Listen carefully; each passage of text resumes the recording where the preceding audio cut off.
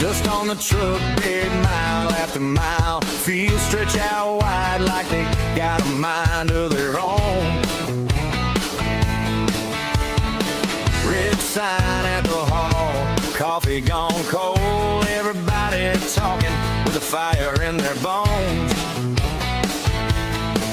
Hear that rumble now, under boots on the floor. October is coming and we want something more. October 19th, we're standing up. October 19th, we've had enough. Alberta singing loud, let the whole world hear. October 19th, freedom's here.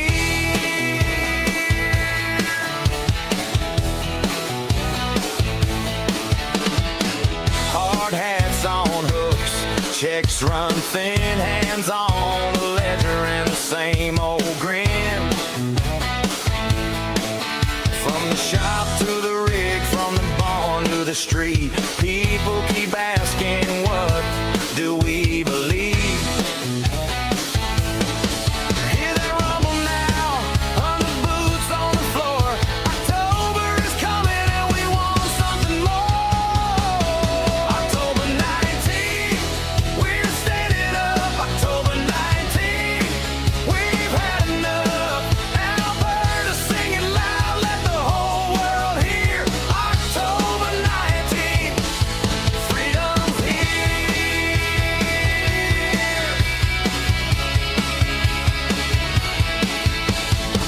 Maybe you call it a break, maybe you call it a line, but when the lights go red, we won't waste our time. October 19th, we're standing up. October 19th, we've had enough. Alberta singing loud, let the whole world hear. October 19th, freedom's here.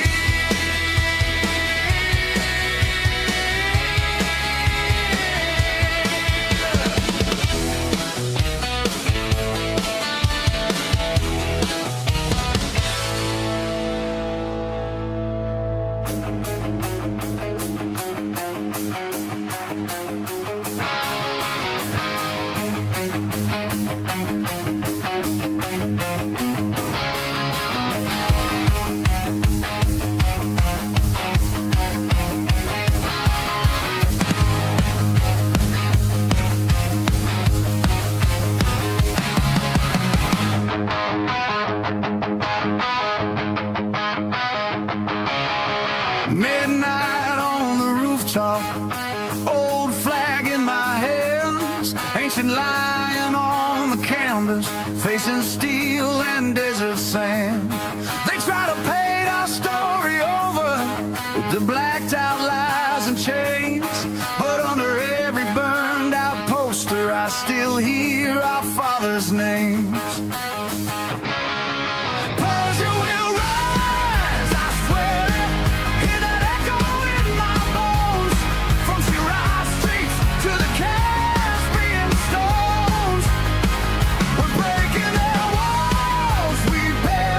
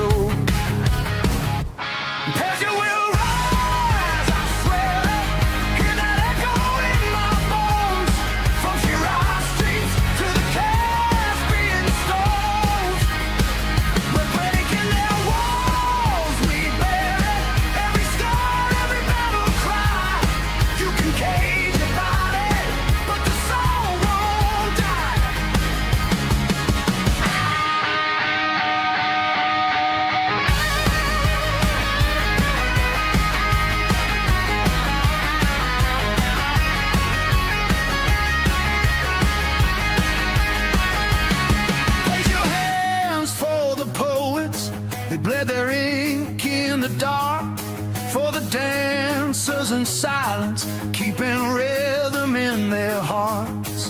Hey, for the brothers in prisons, carving dates into the stone. You are not forgotten, you are not alone. Pressure will rise, I swear it. Hear that echo in my bones. From terror roofs to the ancient thrones. We're breaking their walls, we bear it. Every tear, every battle cry. You can cage your body, but the soul won't die. Pressure will rise.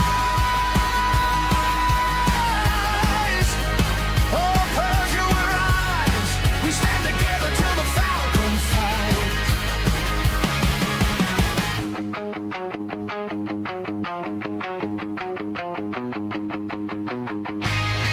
Good morning. Welcome to the NPC show. Deprogramming the world one NPC at a time. I'm your host, Frank. Today is Sunday, July 26, 2026. Good morning, everyone. July is almost over, eh? July is almost over. How are you guys doing? Good morning. Thank you for being here. Thank you for making it. Hello, good morning, Pony Girl. Josie, I'm here, I'm there. I remember we're also, yeah, she's on all 3 platforms. That's great. Love ya. Good morning, Bourbon. Good morning, Dawn. Carrie, hello to Shalom. Hello to you. Amber, good to see you. Good morning. Diane, hello. Casanova. Sharon, Mercier, good to see you. Yorka. Christine Miller and Deborah. Hello, Deborah. Hello, Eric. Sherry, hello to you. Good to see you. It was crawling up until I retired. Yeah, I noticed when I don't know, it's hard to tell when I like have a traditional job, does time move slower or faster. Definitely feels like it's moving faster now. But then again, I work all day, so it's like it's not like that stopped for me just because I don't clock in anywhere anymore. Kind of weird, huh? Good morning. Good morning to people over on Rumble. We got Dixie, Josie, Mary, Jean, One Bad Apple. Hello to you, Jillian. Good morning, Jillian. Thanks for sending me all those stories. That's great. Campbell. Good morning. Hello to everyone over on Foxhole. We've got Angela, Josie, and Stephanie. Good to see Ollie Swickly. Thank you for the donation. The only diamond member over on pill.net. Look at that. He's got a picture. He's got a photograph of a bunch of chickens. I don't know. It wiggles. Look at that. It wiggles. Yeah, he's a diamond member out there. Thank you for the donation there. Thank you, buddy. Anyways, we have it was going to be a short show. It's going to be a long one now because we're going to be diving into Fauci's diary. Yeah, that Rand Paul released. And by the way, he released it 4 days before Fauci is supposed to be testifying in Congress. Yeah, that's happening on Wednesday. Ooh, that's going to be pretty interesting there. We probably will watch that, not live though, because it's starts like at 8:30 a.m. Eastern, and no one shows up when I stream stuff that early. So I'll probably what I'll do is we will watch that on Rumble. Well, no, we'll watch it here on YouTube too. But what I'll do is I'll skip the Democrats and we'll just watch it on replay. Because no one likes to listen to the Democrats anyways. I mean, I notice I can see like my numbers, right? Every time, they alternate 5 minutes, 5 minutes, 5 minutes, or Democrat, Republican, right? Every time a Democrat asks questions, people leave. Yeah, because they're insufferable, man. Who the hell wants to listen to that crap? All they do is lie all day, you know? So we'll probably do that on Wednesday. It'll be after my show. We'll keep it live everywhere. But we will skip the Democrats as usual. Yeah, that's gonna be a good one on Wednesday. Hello to everyone. Everyone's already been here. Anyways, let's get going, guys. First story of the day: a woman's sob story about ICE arresting her illegal alien husband blows up in her face when the sinister truth emerges. This is he. Yeah, he may look friendly and innocent. He is not. This guy right here got deported because he had committed domestic violence, not against her, but against some other woman. Yeah. The real reason for her husband's detainment is far more sinister. It turns out that Martin Soto was actually arrested for a horrific domestic assault on another woman. Yeah. He purposely caused bodily injury to an unnamed female victim, specifically by using his hands open and closed-fisted. to slap her face, causing minor scratches and cuts to her face and neck. Still illegal. Still illegal. All of you illegals here better be on good behavior. You're already on thin ice. We already don't like you because you call us all racist. Yeah? Anybody who has more than you, racist. Anyone who's lighter skinned than you, racist. We already hate you for that. You're already on thin ice. Yeah. We voted, we pushed for the one big beautiful bill to expand funding for ICE because we hate you that much. We see you getting dragged out of your workplaces, out of churches and schools. You're getting deported, and we celebrate it because you're insufferable. Yeah. Next time you come into our house, maybe have some manners. Yeah. Maybe don't shit on the people whose home you're in.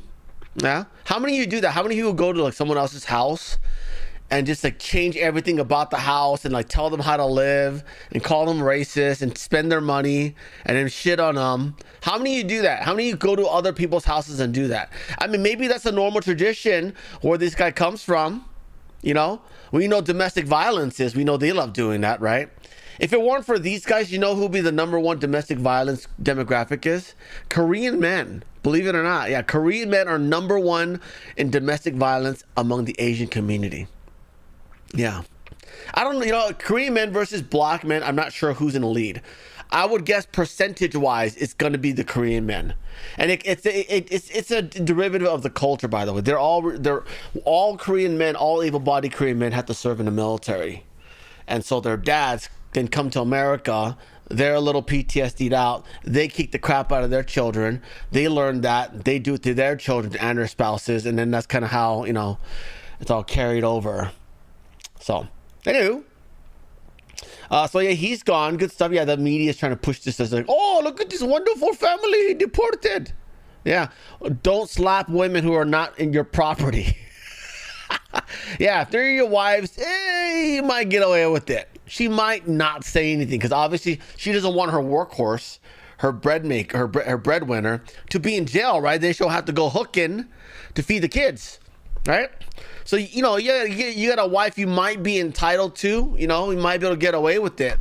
But a neighbor, some other woman who is not dependent on you financially at all, you definitely want to be careful with that. Huh? Next story. A former NFL player who has a criminal record has been deported. Look at that. Yeah, he overstayed his visa. He's removed by ICE. This is the guy right here. His name is Daniel Adongo Congo. I added the last one. His name is Daniel Adongo. Anyways, yeah, he's getting deported. Yeah, you overstayed your visa. Bad guy. Yeah, that's what happens. And I'm telling you, all of you who were here illegally and stayed on good behavior, you're lucky. You got a chance. You got a chance to wait things out until Gavin Newsom steals 2028. But for the rest of you, afuera. Off to Eswatini for you. Yeah. I don't even know where he's from. Where is he from? I don't know where he's from. I don't think there's any details about it. I guess he's going to Eswatini. Should send him to CCOT. You know, since they get along so well with the beans. Next story. There was a gay pride parade this weekend in Belgium. Right? I'm sorry, Berlin. This is in Germany. Let me redo that. In Berlin, there was an illegal. I'm sorry, I don't even know if it's an illegal. In Berlin, someone decided to take a car and drive it through a crowd of people. Right? No, it is not a Christian Christmas parade. That is in December. It is summertime, and that means it is the gays. Yes, a very awful scene here. One person is gone, and I think about 12.5 injured. Yeah, this is the guy that did it. His name is Abdul. We all know why he did it is because Queers for Palestine didn't support them. Yeah? Oh, that's incorrect. Queers for Palestine did support them. But that doesn't change their religious beliefs. You are all still against the Quran to them. But this is your decision to vote them in the country. You'll just have to you just have to accept it. You have to accept it. You're going to have to be inclusive of their culture. Should they decide to start throwing you off of tall buildings, you're just going to have to embrace it. After all, you don't want to be a racist, do you? Huh? You want to make sure that they get to practice their most cherished beliefs in your country, by the way. Yeah. Yeah, so his name's Abdul. This is he. Nice beard. And by the way, he's still on a run. They're looking for him. And this is them looking for him. He ran into the woods. He's hiding out there. Stupid. The idiot used his own car. That's how they found out who it was. Yeah. Yeah. Well, looks like the queers for Palestine better hope Israel comes and cleans this mess up. Because it doesn't look like your government's going to do anything about it. It doesn't look like your new neighbors, the Muslims, are going to do anything about it. Or what you can do is you can do what they do in Muslim countries, okay? One of the two men will have to get a transgender surgery so that people can't tell you're gay. And then they won't throw you off of tall buildings. Yeah, you guys know that? The #1 country for transgender surgeries is Iran. Yeah, why? Because dudes are not allowed to fuck each other. So you get the surgery and you can fuck each other and it's okay. Yeah, apparently. Yeah, transgender Barbie debuted in Iran. Or was it Iran? It's one of those Middle Eastern countries. Yeah, it debuted out there. It didn't debut in America. Next story. Meanwhile, the media is running cover for this. The media is writing such headlines as Berlin Pride Parade canceled after vehicle hits crowd. No mention of Muslims. How about this one? MERS vows justice after deadly car attack in Berlin. Okay, at least that's fair. At least that's kind of fair. It was a deadly car attack, although no mention of the Quran, no mention of Muhammad or Ahmed, whatever the hell his name is. No mention of that at all. Not allowed. Very, very illegal. You can mention if they're white, though. If they're white, you can be like, oh, this cracker ran over a bunch of Christians at a parade. Yeah. But because the guy's name is Ahmed and he has a beard and he reads the Quran, no identity allowed. I don't even know how they found out who it was. How about this one? Vehicle mows down crowd at Berlin Pride Festival, ending one. Van slams into crowd at Berlin's Pride Parade, ending one. Oh, that one's fair right there. 1 gone, 16 injured after Islamist rams car into Berlin. I don't even know what the rest of that is. It could be a Berlin festival. Are you going to finally denote that these guys hate gays? Is that what you're doing here? I don't know. It's cut off, but thank you. Thank you for at least mentioning the word Islamist, the son. Too bad all these others won't, huh? Anyways, so rest in peace to the guy that's no longer with us. Next time, don't vote for things, okay? Yeah. But at least you died not a racist, huh? And inclusive, I might add. Next story. This lady here committed $32 million of fraud. She fled to Jamaica. They contact her and says, hey, turn yourself in and come down right now. And she's like, no, I stay. I smoke a weed. And so they went and got her. Yeah. They went and brought her to justice. Yeah, there's no running from us, lady. Now in U.S. custody after fleeing to the Caribbean. Shanley Painter is here with those details. Hey guys, good morning. So according to the FBI, the woman, Elaine Angine Esco, was living under a fake identity in Jamaica while evading fraud charges for allegedly attaining more than $32 million in taxpayer-funded COVID-19 relief funds before fleeing the country after failing to appear in federal court. 41-year-old Esco was indicted in 2025 on charges of conspiracy to commit wire fraud, conspiracy to commit money laundering, and multiple counts of money laundering. FBI Director Kash Patel telling Fox Digital, quote, the historic success of the most wanted fraudster list continues as the FBI and our partners just captured our 4th most wanted fraudster in 5 weeks, and yet another high-value target returned to the U.S. by this FBI. Good stuff. Good stuff. Reining in that ballot harvesting money, hopefully. Unless it's already been distributed, then we're screwed, right? Elaine Angine Esco is on the run, or was on the run since 2025, was captured in Jamaica while living under a fake identity of Harley Newman and returned to the United States to face justice. In another statement, Attorney General Todd Blanche saying, quote, this most wanted fraudster allegedly obtained tens of millions in COVID-19 relief, stealing critical resources from legitimate businesses during a national crisis. She fled the country believing she could escape justice, but ultimately could not. Those who exploit taxpayer-funded programs will be held accountable by this Department of Justice, no matter how long it takes or where they attempt to hide. Well, since June, the FBI has returned more than 30 high-value targets to the U.S., and the 4 alleged suspects captured over the past 5 weeks are collectively charged with nearly $1.8 billion in fraud, guys. Yeah. For now. Wait till they all start talking. Huh? Wait till they all start talking. Next story. Hawaii's lieutenant governor, a Democrat, her name is Sylvia Luke. She's been indicted by a grand jury on criminal conspiracy connected to alleged payment involving Rona testing contract. This is she. Yes, she is a ching chong, and she's going down. Indicted. What does she do? Indictment alleges Solidum offered Luke, someone offered her a $35,000 bribe in connection to a company he recommended to the state for a COVID-19 testing contract. So taking bribes to funnel a contract to a specific company that was going to make all that money and probably use it to fund ballot harvesting. I'm going to guess the $35,000 was not all she got. I'm sure she got lots of votes for it to her and her governor running partner. Yeah, the Japs guys, they've taken over somehow. Hirono, Senator Hirono, and she, very dirty Japs there. I'm telling ya, should have dropped more than 2. I'm kidding, Japs.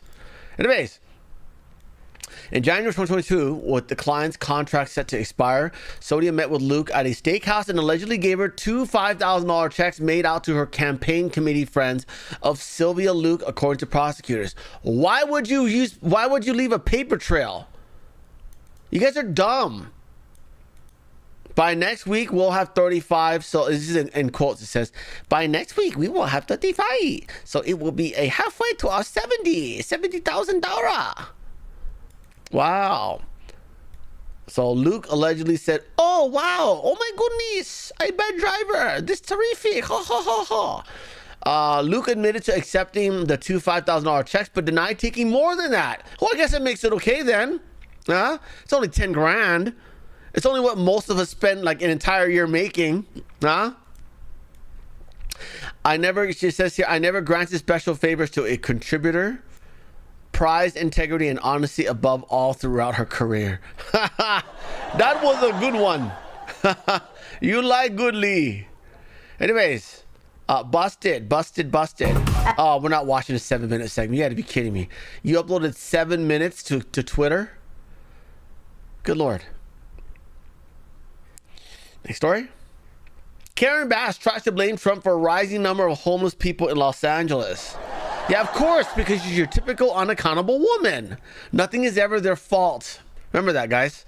Remember that when you hire someone, when you vote for someone for a position of responsibility, okay? They will never take ownership for anything that is their fault. This is a lady, by the way, whose administration spent HUD money, HUD money, housing and urban development money, that was supposed to go to house homeless people. This is the lady whose administration spent it on luxury cars. Remember the $120,000 Land Rover that we talked about the other day, lavish private jet flights, okay, and also a vacation home in Greece. Yeah, that was like $500,000, which is a lot for Greece, right? And you do the exchange rate. Holy crap. Anyways, so she's trying to blame it on Trump, but meanwhile she's spending all the money on lavish gifts, lavish travel. Next story. This lady here is no longer with us. This is the black that stabbed her to death. Okay. California media labeled this as a random act of violence. Okay. But I think you and I know what this is, unfortunately, because she worked. Where did she work? Some sort of a gallery manager. So it sounds art related. It sounds almost like you voted for this. I'm very sorry you're dead, but next time don't vote for lax crime laws just so you don't feel racist putting these monsters in jail. After all, the people committing crimes is only 1% of the demographic. I don't think it's racist to put 1% of a demographic in jail for committing crimes. Well, sorry you never got to retire, but next time vote better. Yeah, this is California. Pretty sure she's liberal. Santa Cruz, by the way.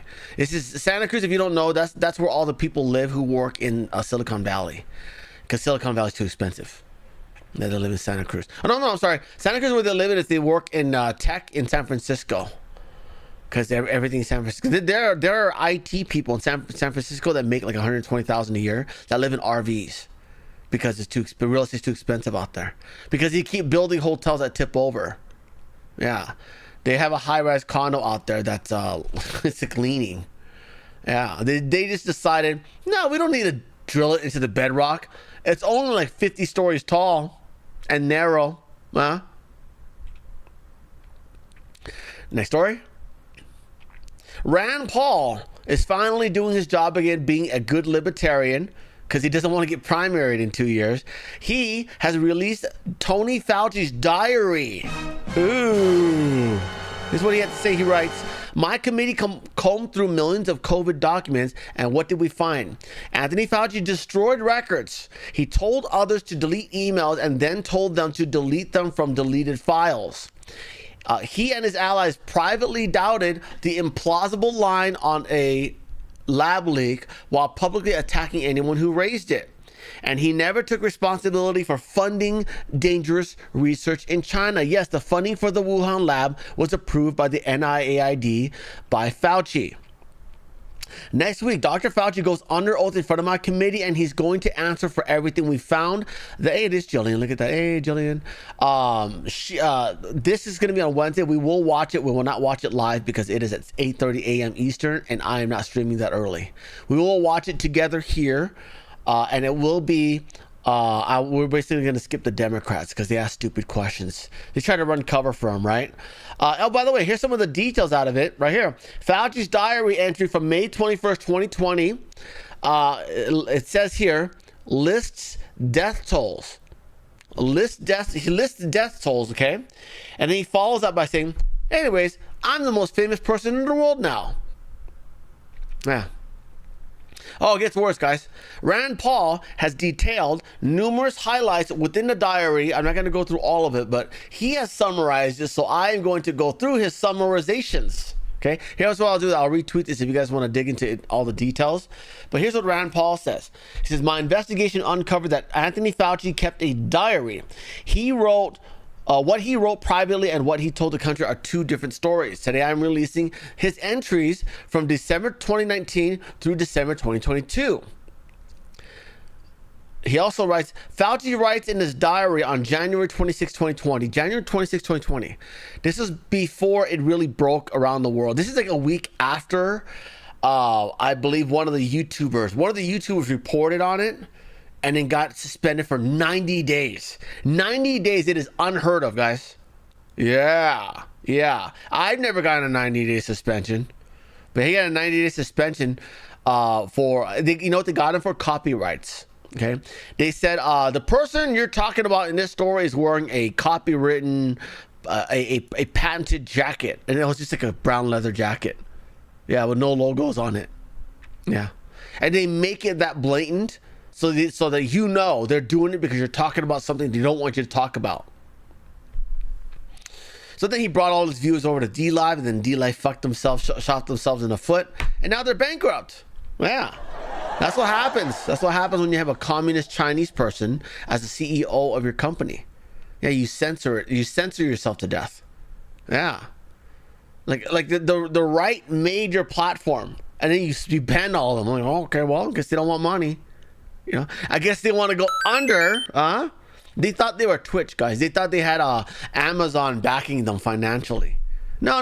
Only Twitch gets to stream, lose money, and still be alive. Because they got all the Amazon, all the AWS money backing them. Anyways, January 26, 2020, Fauci writes, now we know the market was not the source. It was the amplifier. The amplifier, guys. Something was supposed to amplify this. And he said it was the amplifier. That is January 2020. The wet market, that is January 2020. The wet market was already off the table in his own private notes. January of 2020. Okay, next part. February 1st, 2020. Oh, and by the way, you know, so the YouTuber reported the this going around, right? Then people started talking about it in America, and you know what they did? Bam, Kobe Bryant's dead. They used that to distract everyone from this. And then what happened? Oh, we delayed it for another 2 months, and then we started locking things down in March. Yeah, we started quarantining in March. We started taking precautions in March. But for 2 months, all people talked about was Kobe Bryant's helicopter crash. Yeah. So, possible that they sacrificed him to distract the people from this? Yeah. So they could sell more jabs. Hey, they made trillions of dollars, right? Thank you very much, David Stores, for the donation. Thank you, buddy. You're keeping the channel alive. Thank you. Yay. What is this? Chris Christie. Okay, it's not whatever. That's not news. Admitted whopping 75% independent. I don't really care. Maybe we'll look at that later. I don't know. Anyways, February 1st, 2020, the call that produced proximal origin, which is 12. Remember the 12 scientists that got together and created proximal origin, like a document that says, about where it came from. Only 2 concluded it was natural, per Fauci's own notes. He says, in quotes, the rest felt that deliberate insertion was possible. Ooh, there was never a 50-50 room. This is an 80-20 issue between these scientists. And they still wouldn't have more than that. Actually, at the 83 to 17. Right? So most of the scientists were like, yeah, this is probably purposely done. Yeah. Insert point 4. February 3rd, 2020, Fauci calls George Gao, head of China CDC. Gao confirms asymptomatic people do transmit. Fauci writes that Wuhan health officials, in quotes, did not tell him this, and he thus gave out false information. A lapse that likely allowed the outbreak to hold. Yeah. Of course, you got to let it spread around a little bit. How are you supposed to sell all them jabs if it doesn't spread around enough? Point number 5. That was February 3rd, by the way. February 12th now. February 12th, Fauci briefs 4 congressional delegations in one day. Then he runs into Larry Kudlow, who asks when COVID crashes the economy. Fauci's he wrote, I told him that we are okay for now. 9 days after Gao told him asymptomatic spread was confirmed. Yeah. 9 days after that, and he's like, we're going to be fine for now. Wow. Now, fast forward to May. This is after lockdowns, okay? May 23rd, 2021. I'm sorry, this is a whole year. This is a whole year and a few months after. This is like after Biden already stolen the election, and then they kept forcing people to lock down. Remember, they were forcing companies to enforce jab mandates, or they fire people, things like that. They were banning government contracts from companies that did not do jab mandates for all employees, things like that. Anyways, May 23rd, 2021, Fauci calls the lead author of Proximal Origin, the paper he'd been citing publicly as independent science, for reassurance about his own NIH grant. In his diary, he writes, I feel much better now that he is in total support of what I have been saying. Yeah, of course he is. He probably bought a lot of Moderna stock. Point 7. This is July 7th, 2021. The NSC briefing, Fauci writes, in quotes, the FBI has no idea what they're talking about for concluding the lab leak, while the NSA's natural origin view was reasonable. He adds that he keeps an open mind, then immediately, 2 possibilities does not mean that they are equally probable. He adds he keeps an open mind, then immediately 2 possibilities does not mean that they are equally probable. I'm so confused by that line. Next point. July 7th. What year is this? There's no year here, but anyway, July 7th, 2021. Right there. Oh, sorry, this is July 8th. July 8th, 2021. Fauci tells the NSC to go work with Anderson, Holmes, Gary, and Rambout. Same day, Anderson and Gary post a paper arguing natural origin. Next morning, it's in his diary, alongside the CNN write-up. He pointed the NSC at the authors, then tracked their press. Point number 9. July 12th, 2021, so same year, but a few days afterwards, Fauci complains about, in quotes, how many hours we are all wasting answering letters he calls fundamentally driven by conspiracy theories from senators he names, including me, Rand Paul, asking who funded the research is not a conspiracy theory, it's oversight. That's what he says. Anyways, so he posted all of this here. I did retweet it if you guys really want to dig into that. This is too long for my show, so let's get going. Next story. Fetterman went on Fox this morning. He was interviewed. And he was interviewed about Laura Trump, and he actually disclosed that his whole family is Republican. Look at that. Look at that. It sounds like it's time for you to switch sides. And by the way, his family's proud of him. They love him. They like him. We like him, you know. And yeah, he even says here, yeah, his family's proud of him. They should be. You're the most reasonable senator in there right now. On behalf of many Republicans out there, I think we would love to have you as part of the Republican Party. I'm just throwing it out there, Senator. I don't know if they would want me or not. But my yes, we would. Yes, we would. And you can totally disagree with us if you like. You know what's going to happen, though, if he switches parties and joins a Republican? He's occasionally going to vote Democrat. We'll all hate him then. We'll all hate him for that, right? And then he'll be hated by both sides. So he's probably best just to go be an independent. whole families are Republican. But if he can continue voting reasonably like this, okay, that sounds good. And I think they love me. I'm sure they do. I'm sure they do. You know, maybe my dad's watching it. Well, but overall, you know, my criticism directed is at the extreme, and in my view, indefensible kinds of views, things. People that are winning the primaries, they are almost always anti-Israel. On behalf. No, that is true. Also, he also says that he was surprised to find out that polls showed a resounding a lot of support from Republicans for him to switch parties. Like, yeah, switch parties, vote for the Save America Act with us. You know, we're not asking you to support the Patriot Front. Those guys are SPLC funded anyways. But just vote reasonably. Vote reasonably. Vote the way I would have voted 5 years ago before I became a maniac who wanted to destroy the rest of the world. Yeah? Been both supportive of the strikes on Iran as well as voter ID. These are both hot button topics, Senator, you know, amongst our legislators. What do you hear from your constituents on both of those points? I mean, you know, I go everywhere. I do a lot of the shopping, and people approach me, and it's almost uniformly very positive. I appreciate that thing, and I can't really fully understand why.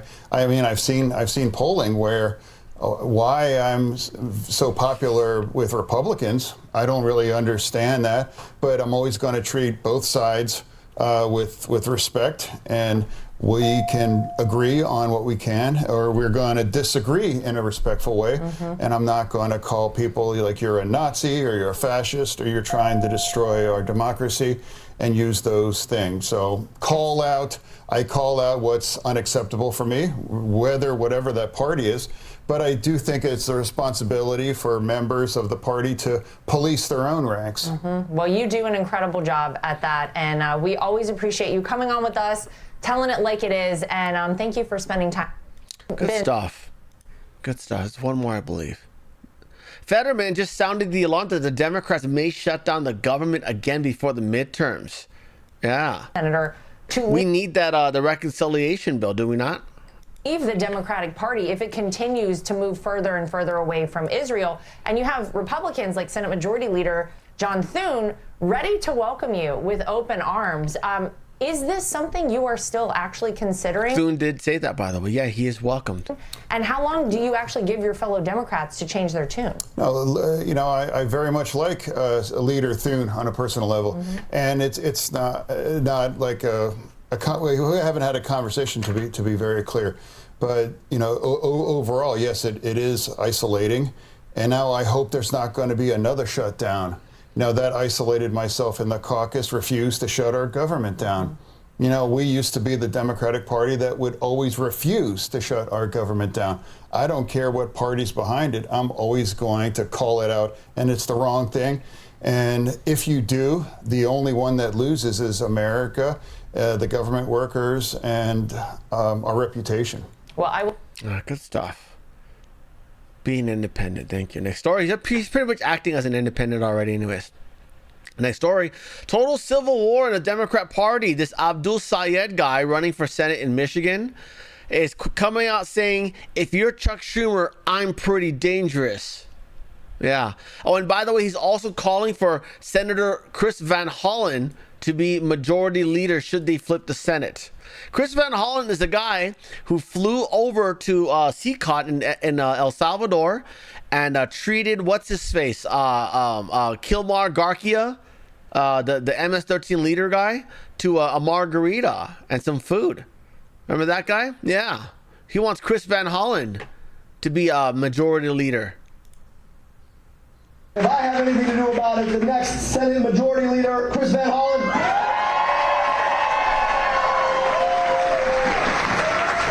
So I tell you what, you know what I want to see? I want to see this guy win, because it is Michigan and their elections are one of the worst ones in the country.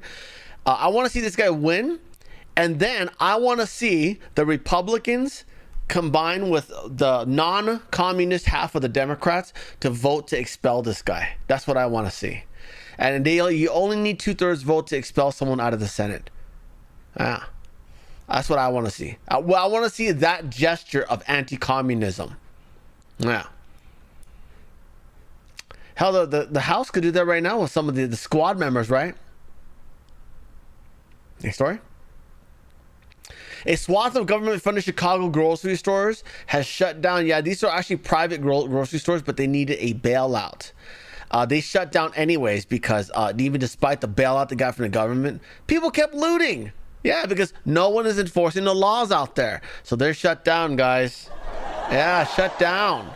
They're going to be driving miles and miles and miles just to buy groceries. No more ice cream for you at home, because that shit melts by the time you get home, right? Grocery stores, of Not course. like me. I drive like right down the street, less than a quarter of a mile. Ice cream for me, not for you though. Are reaching out for private investment. We'll get to that, but just don't take it from us. Take it from the Chicago residents who are dealing with it and impacted directly. Listen to this. Going to be an impact on the community and people close nearby that they won't be able to get the necessities and what they need. Well, you kind of voted for us to not, arrest all the criminals. And so now we can't arrest the looters because it's racist, right? You're going to have to deal with it. You're going to have to live with it, At a convenience for them. So. It's just opened up, now it's about to close down again. We have nothing, so I don't know what we're going to do. You got 2 feet. You can walk 20, 30 miles to the nearest grocery store and go pick up some groceries. There's nothing around here. I mean, it's going to affect the community for sure. Yeah, I ain't going to have no place to rob no more. Everybody going to have to travel out now and go to big grocery stores. And what about the people who don't got transportation that ain't able to make it to the big grocery stores? That's a reasonable store in the neighborhood, The rest of them around here is so expensive. So Chicago's, the city of Chicago ended up funding this grocery store. It's called Save-A-Lot. And there was a... Do you see those empty shelves in the back right there? Right there, way in the middle right there. Empty shelves.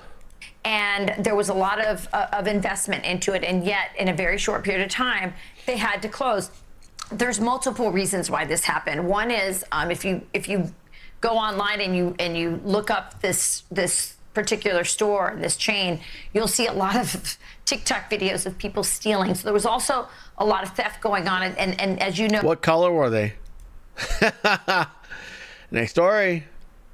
Tim Walz is supporting there's these weird transgender dolls. Okay, they're gonna be giving them to kids as young as 4, and they've got they're paper dolls, and you can move, you can change their genitalia and stuff like that. That's why there's X's over this. Fox had to censor this because of how graphic it is. Those are the names of the new transgender dolls that will reportedly debut this fall in Minnesota classrooms to kids as young as 4.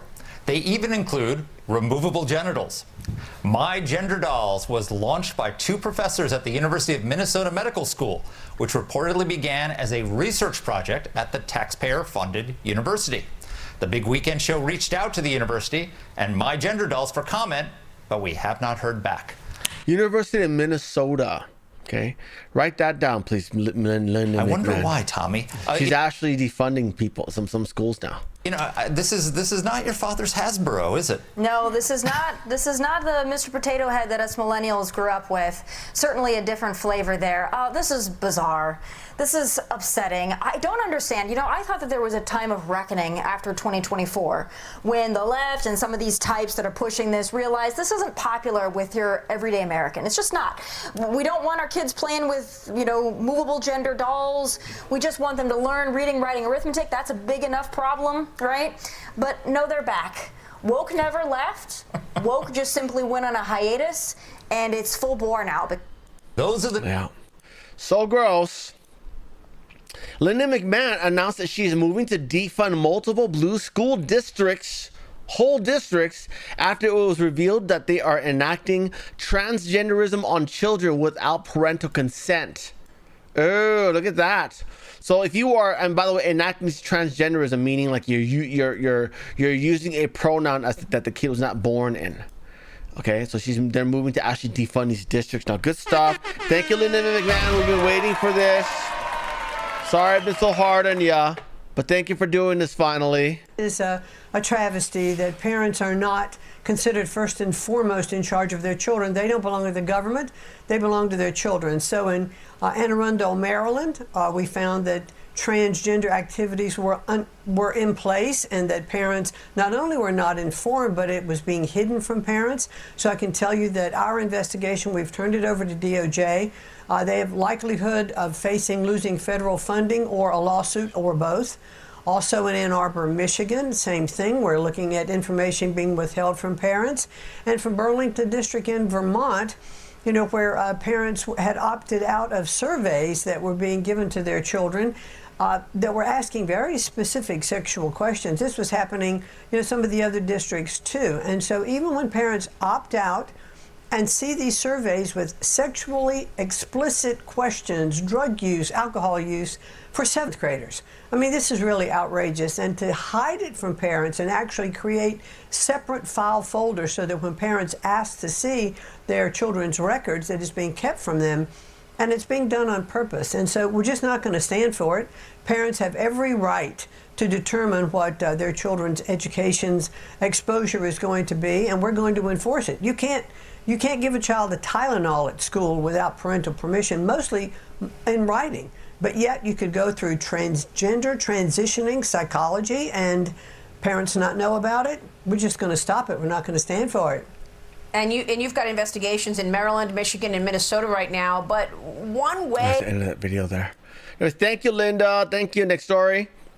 Pete Hegseth announces new schools are going to be hosting military fellowship program after they severed ties with the Ivy Leagues. Look at that.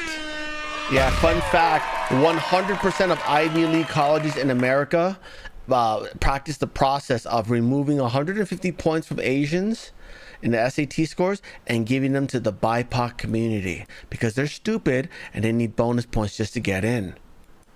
Yeah, 100% of Ivy League colleges. By the way, that's only like 8 or 10 colleges. But still, they were supposed to be cream of the crop. They're supposed to be the best of the best. And they're doing things like that. Very illegal, by the way. And so the military is also pulling away their fellowship from them. So that's good stuff there. They don't need to be in these schools anymore. Yale, Princeton, Columbia, MIT, Brown, and many others. I think there's like, that's 5 right there. There's probably like another 6 or 7. We're not watching 4-minute clip. Never mind. Next story. Thank you, Pete Hegseth. Next story. The DHS, you know that number out in New Jersey as to how many illegals who are registered to vote weren't supposed to be voting?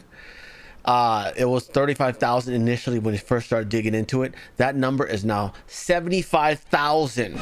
75,000 non-citizens in New Jersey are called for jury duty every year.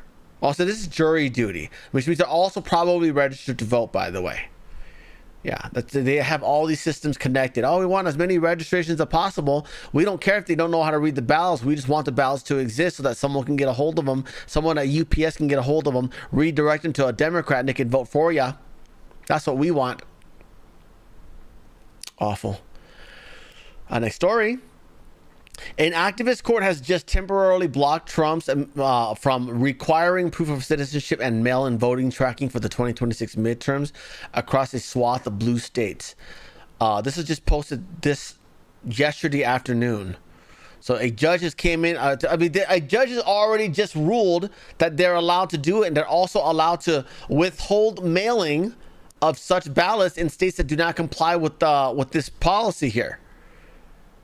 So now we're going to need the Save America Act again. The court already ruled one way, and then another activist judge just says, nope. So what do we do? Are you listening to them? Are you not listening to them? I don't know, man. I mean, what would you imagine if you were the Postmaster General? What would you do? You know, if you went one way, you get in trouble from that judge. If you went the other way, you get in trouble from the other judge. Next story. Senator Mike Lee says he's going to officially object to the August recess. That starts on August 8th, by the way. And he says apparently it only takes one senator to block the automatic recess and ask for the yeas and nays. So he says here, I hereby object to any effort to put the Senate into recess in August, at least until such time as the Senate has passed the Save America Act, and hereby request a roll call vote. So good stuff. Both simultaneously be back into session in the Capitol until, wait for it, September 14th. Mid-September. It's Utah. You ought to be very proud of yourself for electing this guy right here. You went from Mitt Romney to Mike Lee. Yeah. This is the last week, absent some change in the respective chambers' meeting schedules. The last legislative week until mid-September, which will take us to just, what is that, 6 weeks before the November election? That is unacceptable. We don't have a lack of time, Mr. President. We have a lack of spine. Don't ever confuse lack of time with lack of spine, because they're two very different things. If we truly lacked time, that would be one thing. We've got time. We're just choosing not to use it. We're choosing to use it differently, and I would add very poorly if we don't take this up. So that's what he's doing there. Also, Senator Rick Scott is also joining Mike Lee to do this exact same thing. And as it's covered yesterday, there is no way to actually vacate the Senate majority seat, but you can, however, expel them from the Senate. But you would need 2/3 vote for that. I'd be willing to bet the Democrats would be willing to do that, but you would then need like at least half of the Republicans to do it, right? And I don't know if they're willing to do that. Department of Homeland Security is. And then the question is, are you going to be able to agree on another Senate leader in time, and then get this passed, right? So that could be a major standoff. Remember the Matt Gaetz, Jim Jordan standoff, or sorry, should I say the Matt Gaetz, Kevin McCarthy standoff? Tens of thousands of registered non-citizens in the United States. Pursuant to Section 904 of the Congressional Budget Act of 1974, I move to waive all provisions of the applicable budget resolutions. I move to waive all applicable sections of the Act and all applicable budget resolutions for purposes of the pending amendment, and I ask for the yeas and nays. Yeah. So good stuff there. Also, Senator Kennedy, John Kennedy, is going on a media tour talking about the SAVE Act, pushing the SAVE Act. Hopefully can get this done. He trashes this. He schools Little Miss Pink Eye here. She's always got red eyes for some reason. Here's how this exchange went down. Here we go. Said you wanted to move forward on what the House just started the process on. That would be a party line. Ma'am. That would be a party line vote. That would be Republicans jamming this thing through. And the SAVE Act, as you know, or even some version of it, is highly partisan, highly controversial. Bigger picture, isn't it going to hurt faith in our election process if a Republican-only policy to change how elections are run is rammed through 100 days, less than 100 days out from the election? No. In my opinion, for both sides to have credibility in the elections, in our elections, we need to do two things and only two things. Number one, you have to prove you are who you say you are in order to register to vote and to vote. And number two, however you decide to vote, that's up to the states. We need to go back to having an election day, not an election month. We've got to know the results of the election that night or shortly thereafter if it's close. That, to me, is what the SAVE Act is all about. And I think we can pass it. And I think we can craft it in a way to survive a bird bath. Grants, but we're not going to know if we don't try. Grants, in other words, to states to incentivize, not requirements for states to take action. Yeah, but that's your version. That's not the only thing. I've been contacted by some really smart people about a way to do it in addition to the grants. I'm not saying it'll work, but you're not going to know unless you try. Yeah. Next story. U.S. Central Command released footage after boarding a Comoros flag tanker. Yes, we're still seizing tankers, guys. Oh, and disabling a Mozambique flagged tanker because they went to Iran to go pick up oil. And that's a big no-no right now. Yeah, you're not allowed to do that. Yeah, so they boarded the ship. They took the tankers. Good stuff. By the way, in case you hadn't noticed, Houthis targeted Saudi Aramco oil facilities. Yemen is now involved in this. Yemen is firing rockets, and yes, I will hold Yemen responsible if you're allowing rocket firers in your country. Okay, if we started firing rockets into China from Taiwan, does that mean it's Taiwan's fault or is it our fault? It's probably Taiwan's fault, right, for letting us be there. Yeah, we're not going to do that yet, but if we did, who would you blame? Would you blame America? You blame Taiwan. Would you invade America? Or do you invade Taiwan? You probably can't beat America. You'd probably invade Taiwan, right, China? Right, Chinese people? Anyway, so yeah, they're attacking Saudi Aramco's oil facilities. And what else is there? Kuwait announces a joint defense cooperation with Pakistan. Ooh, Pakistan. The proxy country of Saudi Arabia, the proxy country in which Saudi Arabia funds their nuclear program. So this little agreement here now means Kuwait will also protect Pakistan from India if anything were to happen, and Kuwait probably also gets access to Pakistan's nuclear weapons. Yeah, that's why that little arrangement exists there. Look, this is hilarious. Look at the propagandas, okay? The propagandists are saying a zero-cost option for them is to remove foreign military powers from their soil and adopt a friendly relationship with Iran. Yeah, they're saying it's better for Pakistan to be friendly with Iran and kick America out. That's hilarious. That's what these little online propagandists are doing. Look at this. Let's see what country this guy's from. Europe. Okay, so Europe. Okay, so Europeans, guys, are on Iran's side. You see that? Pretty clear.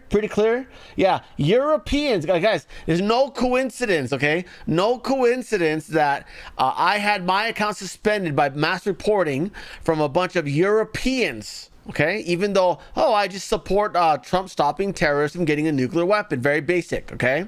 But again, the Europeans, who are very, very anti-Jew, very anti-Semitic, are being funded by China to spread this propaganda because they gave all their jobs to Muhammad. Yeah. This is what they're doing in Europe now, guys, for work. This is a European who, by the way, keeps telling America to not intervene in other countries. Meanwhile, he's intervening in Pakistan's politics. Yeah. This is a European for ya. That's funny. It sounds almost like we should leave NATO. Considering their citizens don't need us, clearly, right? All they got to do is get Europe to cozy up with Iran and then they'll be safe, right? Yeah, because Iran's totally not firing Russian drones. Yeah. Telling you, there's sellouts everywhere you go, especially in this country. There's so much money in this country. Of course, people are selling out America. Next story. Oh, and by the way, in case you hadn't noticed, the last 2 nights we have not attacked Iran at all. We were building up to a very, very large attack, but apparently Iran is now trying to talk to us. I don't know. They're gonna negotiate some additional ceasefire or whatever. But Iran has also said that they're going to be halting their attacks as long as the U.S. maintains its pause on airstrikes. Okay. You started this. Okay, we were working on a ceasefire. You plotted to assassinate Trump because J.D. Vance is a non-interventionalist who was, by the way, once a never Trumper. Okay, so you want J.D. Vance, a guy who recently employed Tucker Carlson's son, You want him as president because you know he'll pull everyone out of the Hormuz Strait, so you guys can sell your terrorist oil again. Anyways, it also says which has been in effect since late Friday evening and comes after 13 consecutive nights of U.S. airstrikes. So they're also they're also not attacking any, but the Houthis are doing it. Yemen is now attacking ships. So what do we do now? Are we going to move all our assets from Iran over to Yemen? No, I think we need Saudi Arabia to deal with Yemen. If we leave the Hormuz Strait, the Iranians are just going to set up all their rockets again and start firing at tankers when they feel like. Next story. Iran says progress has been made in talks with Oman, not with us, with Oman, the country on the opposite side of the Hormuz Strait. They said they're jointly managing the Strait of Hormuz, according to Tasnim. So they said that they're managing it. Meanwhile, we just stole 2 more of their ships, but they allege that they're in control of it. Okay? And by the way, this is also a violation of that little ceasefire that we had with them. They were not supposed to be tolling anyone, but now they're going to be managing it with Oman. So again, full of shit people you cannot make a deal with. Okay, you know what's cheaper than a Tomahawk? Giving a bunch of M4s or M16s, give them the old ones. Give them the ones we phased out. Give them the M16s. Give the M16s to the locals in Iran, and they will take care of it for ya. I'm sure we're already working on that. What else is there? Okay, before we get to that one, let me cover this real quick. This is something involving what is this? The new Prime Minister of the UK says he's prepared to challenge the US and President Donald Trump if he believes it's in Britain's best interest. Think that you can. What are you going to do? You're going to counter tariff us? You should do that. That'd be funny. Trust Donald Trump. Well, I've had one phone call, and I always treat people as I find them, and it was a good exchange. I will judge as I find, and I found him to be really warm on Monday, but obviously, we will continue to build a relationship as we go forward. But as things stand, you're not sure at this stage that you can place your trust in him as a fellow leader. It's a changing world, isn't it? And you just have to obviously call things as they develop. See, that the media is always trying to stoke division. Him and Trump are in line about a lot of stuff. We're allowed to use their military bases again to go after Iran. And they're immediate like you hate this guy, right? You definitely don't trust him, right? Like all of us, yeah. And I can't at any point say that I won't take a different opinion from him. That I will need to voice a different opinion that is right for Britain, and I will do that. My strength always is in remaining close to people, close to the public. That will not change because I'm Prime Minister. So you'd be willing to call Donald Trump out if you think that's the right thing? Of course. I mean, you've got to go into this. All leaders have to do that. You have to defend your own national interest before anything. Oh, he almost said nationality. Cancelled. Else, that's what you're required to do if you're to do this job properly. I will always put Britain's interest first. Wow. I think you mean the New Britons. Where is that? There we go. I'll park that at the end of the show. Next story. Karim Khan, a chief prosecutor of the ICC, the International Criminal Court, has been fired over sexual misconduct. Yeah, these little organizations that allege to be, they interviewed the victim or what? 125 member states of the International Criminal Court have just entered a closed meeting. Soon they will vote on whether to fire Chief Prosecutor Karim Khan over charges that he repeatedly banged junior employees. I said to Mr. Khan, I hate to tell you this, but that's what junior employees are for. That's what goes on in D.C., by the way. Yeah. I knew a girl back in Los Angeles who was hired to be an intern over in Congress. She came back in 1 year. You know what her response was? It's not what I expected. Yeah. She didn't realize that it was just one big fuck party and that you're the one writing all the lies for the politicians. Yeah. She clearly did not fit in. Yeah. And by the way, in addition to the ICC note, Venezuela has announced that they are officially withdrawing from the ICC. Yeah, look at that. Leaving, exiting. So good stuff there. And also, this is what Venezuela had to say. The State Department, U.S. State Department says they welcome Venezuela's announcement of the withdrawal from the ICC, calls for it to be dismantled as it is neither credible, independent, or legitimate. Yes, it's unelected officials. They do not represent any of the people at all. And they're also requesting all members of the ICC to withdraw from the Rome Statute. What statue? Yeah, statue. Rome Statute. What does that mean?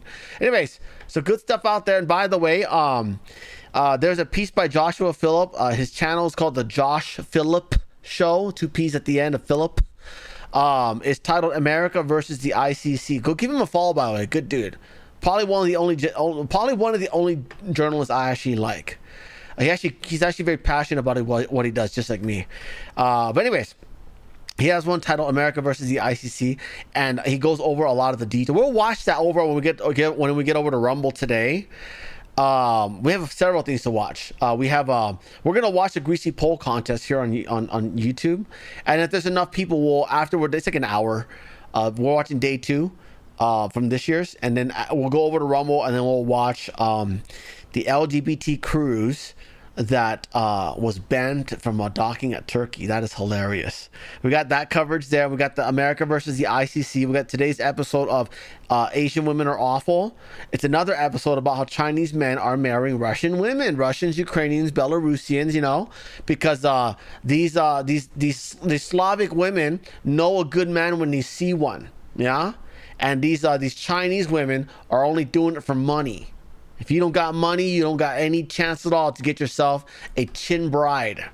Yeah, you need to pay a bride price. That's like a year's salary or some shit. Why the hell would you do that?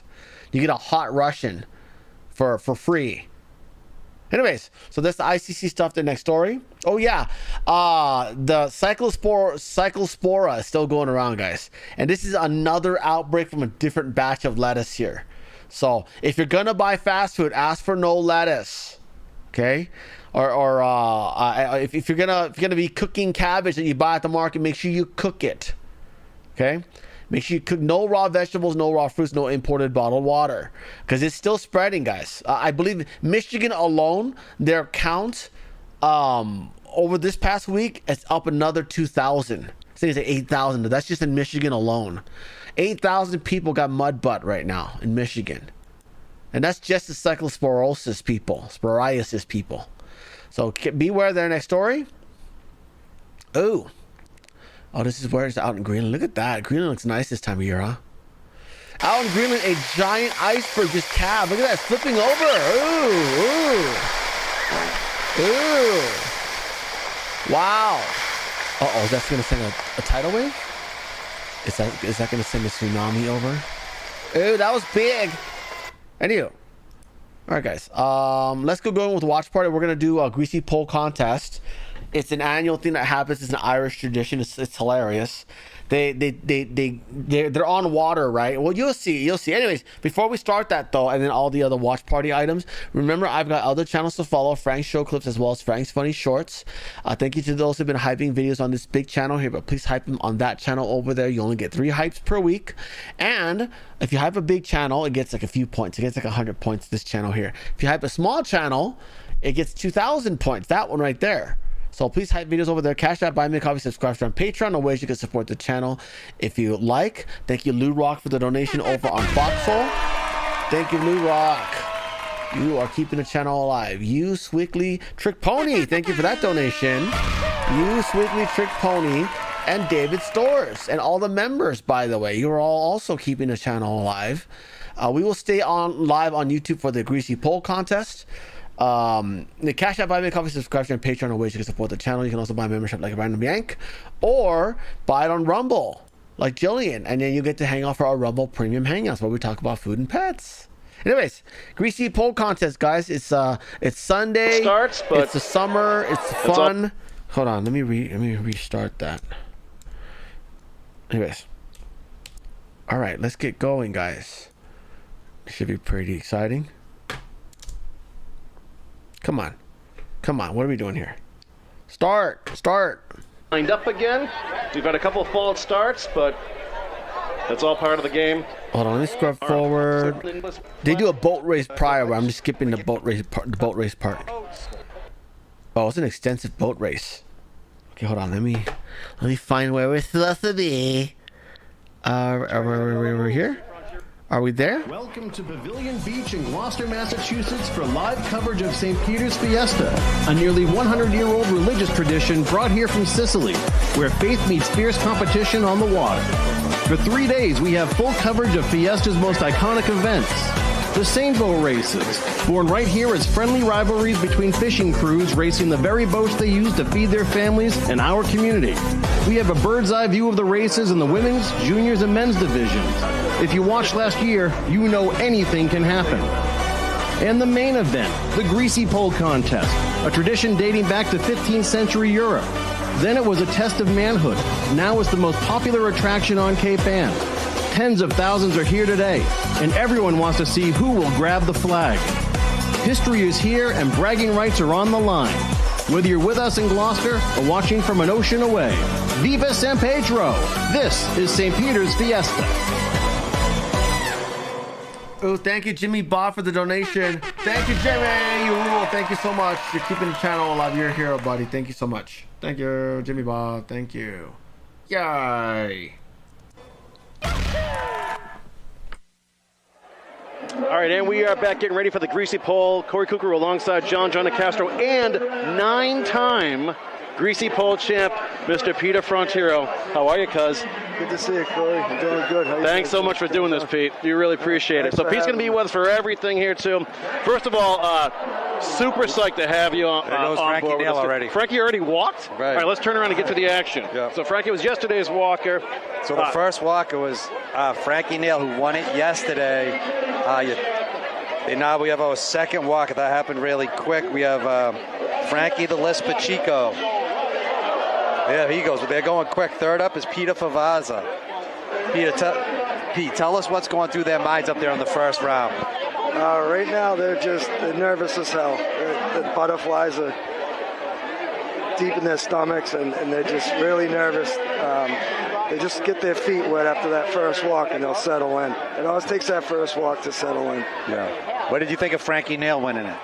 You know, that was just such a special moment. I loved seeing Frankie win it. I've been rooting for him for the last 20 years. I knew he had it in him.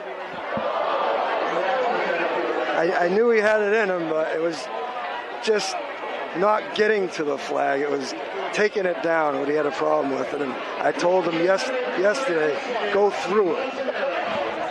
Bobby Montanaro up next, number 4. There he goes. Ooh. Next up, number 5, Dominic Novello. The courtesy round. Pete, tell us about the courtesy round. Courtesy round is everybody gets one walk to put on a show for themselves. Some will try to get as far as they can. Some guys like me, I didn't like to go too far in the first round because I didn't like to take the grease off. I wanted the grease to stay. Oh, no kidding. I frowned on guys that tried to walk out and they dive forward and swipe at it. I didn't like any of that. You know, I wanted the grease up there. Make it tougher for us walkers. There goes Dominic Novello. Next up is Brian Barrett. With us is the GOAT of the Greasy Pole, Peter Black Frontiero, 9-time champion, won 7 in a row, all on Sunday. What a guest that we have with us, having the GOAT with us. And Samantha Barrett is with us tomorrow to call the Sunday contest. Samantha does a great job. She's awesome. She is very good. Ooh. And so we got to give Pete some of his flowers, too, while he's here. Pete won the first Greasy Pole at age 14. Insane. And then when John, like growing up, like we're all pretty much the same age, but we watched Pete win. Basically, it was like a part of growing up. Right. Every Sunday at Fiesta, this is the guy who grabbed the flag. Next up, Mark Fernandez. Just took a nice hit. Next up, John Linquata, the 3rd. Yeah, I remember we used to get grease at tallies, and like when some of the kids do what they do today in the yard, go Tom Brady throwing the pass, or Gronk catching it, or whoever it might be. We used to grease up the pole and say Peter Black Frontiero, and he was one of our good bodies. That's how much we looked up to him. Next up, Kenny Stubby Azzaro. Kenny wants to be the oldest person to win the Greasy Pole. Steve Melitello did it a couple years ago. He said he wants to take it down and be the oldest to win it. Any favorites today, Pete? I like Frankie Neal to take it down in the third round. Wow, all right. I like Frankie Neal. That's what he did yesterday. We'll see. I'd love to see Frank Pacheco today. He's dying to be the oldest man to win the Greasy Pole. That looked fantastic. He always takes hard hits. Sean Doan. I coached him on the Vikings. We took a couple titles down. Good luck, Sean. Frankie's sister passed away a year ago today, so that would be something special to see Frankie Pacheco take Absolutely. it down. Really Thank you for mentioning that. Prayers to the family. Mark Smith. Great This athlete. kid's a great athlete. Great athlete right here. He's had a good walk or two before. Pete, tell us a little. Up there goes Mark Smith. Next up is Brandon Malloy. Pete, Derek Hopkins, he has 6 titles. Last year he was going for 7 in a row. Right? Obviously you did that. Didn't happen for him. Tell us your thoughts of Derek Hopkins. Derek Hopkins is an unbelievable walker. He's one of a kind. We're all different in our own way. But watching Derek is something special. Mike Whitney. Up next, Marcus Catone. Well, Pete, it must have been cool because you walked with his father for all those Absolutely. years. You know something? I always told his dad that if it wasn't for me, you probably would have been someone like me. You know, as many wins as I had, or close to it. Right. He was that good. His father was good. That's like Peyton Manning and all the quarterbacks. They couldn't get the titles because of Brady. Right. That's what you were to a lot of these guys. It's like Frankie. I didn't want him to be Dan Marino or Jim Kelly of the Greasy Pole, you know? Mike Oliver walking for my dad, Mike Oliver, for his birthday. And John, if we want to wind Peter up today, we'll bring up some Buffalo Bills news. Yeah. Oh. It's a diehard Bills fan. We still don't understand it, but.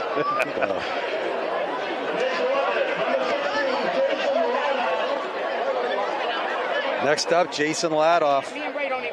16th walker, 44 walkers in the first round. This is the courtesy round. You cannot take it down in the first round. Everybody has 1 walk. Right on the ribcage. Flat.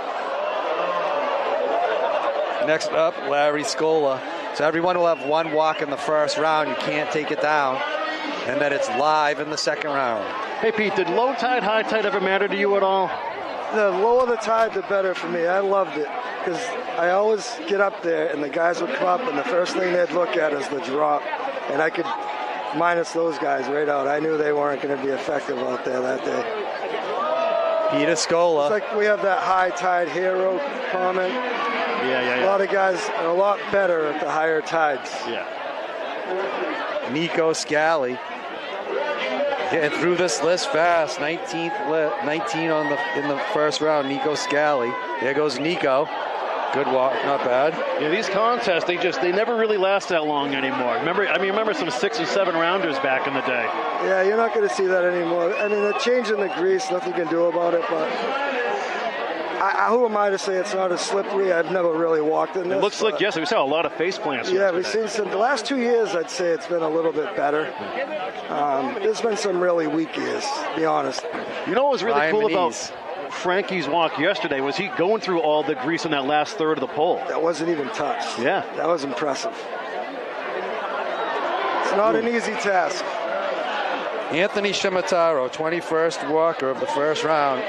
We're approaching the halfway point.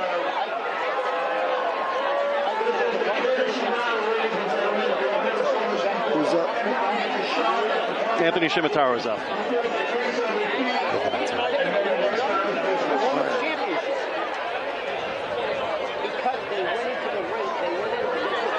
Next up, 22 Colby Mitchell. Pete, tell us a little bit, like what was the recipe for success for you? Well, I just stayed confident. When I got up there, I just focused on the flag, and that was all I did. I just I stared at the flag the whole time I was out there, and that's the only reason I was out there. I was out there for that one thing, and that's it. I wasn't out there to put on a show. I just wanted to win. Pete, what got you into it to begin with? I mean, the whole Fiesta thing, the family thing. Jared Mine just went. My dad being a champ in the past, he won 3 times, 2 Saturdays and a Sunday. And, being at the dinner table on Sunday morning, Fiesta, being at the dinner table, and, your uncles, your aunts, everybody talking about how awesome, the greasy pole champ, being a champ, and what it meant to them, Timmy White, good walk. Next up, Killen Morrissey.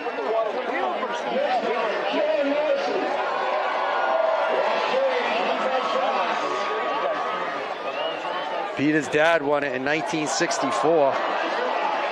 Took some grease.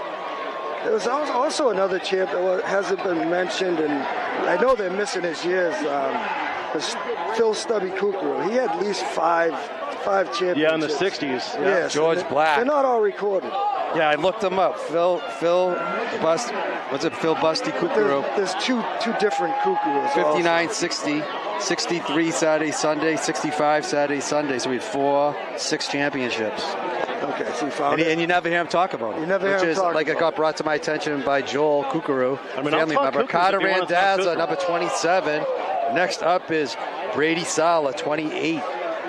They're just some champions are just not talked about. It's like Jake Wood's another one. Yeah, Jake Wood at 7. That kid was so dominant. That natural hat trick was awesome. Watching that. Oh my God! It's like in basketball, they don't talk about Tim Duncan. He's just like Derek. He's got a bunch of second round ones. Yeah. I only had 2. Brady Sala. What was the most rounds you went for a win? 3rd round. Oh, yeah? Yeah. Chase Sargent, the 29th walker of the first round. We're in the courtesy round. With us, Peter Blackfrontero, the all-time champ with 9. There he goes. There he goes, Chase Sargent. Next up, Chase Goulart. My fondest memory of winning the Greasy Pole was definitely the year I walked with my dad. And it was great to see, Derek Hopkins got to do that, win with his dad up there. So it's 2 special, moments in our heart we'll always hold on to. Yeah, that's really cool. Next up, Noah Smith, 31st walker of the first round. Courtesy round, you cannot take it down.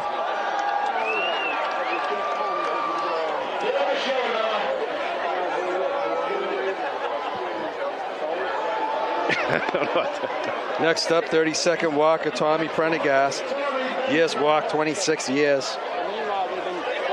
Hung out with Tommy for a bit yesterday afternoon. Tommy was a great athlete. Yeah. He's had a few really good walks, convincing walks. So if you just tuned in, the age. Well, it is. But hey, look what Frankie did yesterday. Right. Tom must be in his 50s now. Yeah, gotta be close. Low 50s. Next up, Doug Langley. They're whipping through this. 33rd walker of the first round in our courtesy round. Can't take it down in the first round. And if you're wondering, that's a 12 by 12 platform they're all standing at. The pole's about 46 feet long, 40 feet protrude out from the platform. Next up, Brett Gaipo.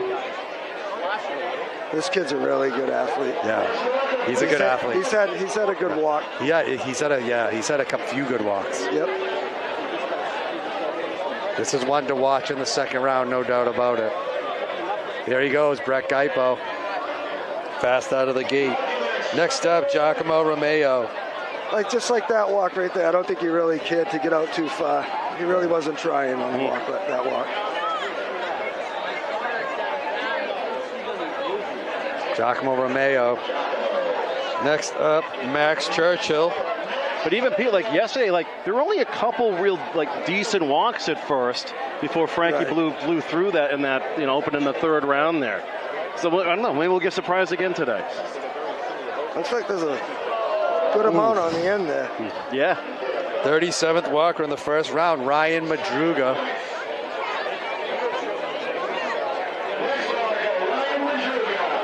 great crowd on the beach today here, gathered thousands and thousands. The flotilla behind that pole, everyone out there on their boats partying, having a great time.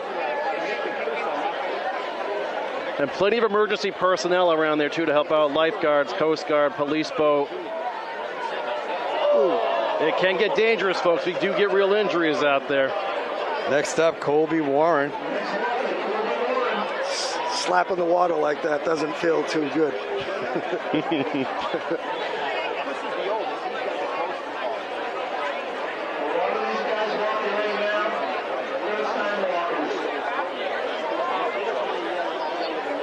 Yeah, these last handful of walkers, guys, this is their first walk, I believe.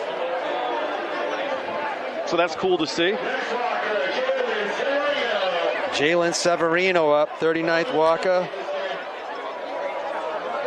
There he goes. We have 5 more walkers in the first round. Next up, Harrison Favaza. We're still in the first round, which is the courtesy round. 5 walkers away from going live with Frankie Nailed. Yeah, ooh, jeez. He almost hit the platform. That was like Brian Parisi, 2 steps.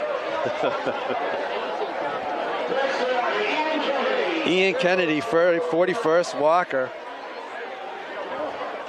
4 walkers away from the second round. Frankie Nail waiting for his chance to take it down. Yesterday's champ. Good walk, Ian. Next up, Joey DiMercurio.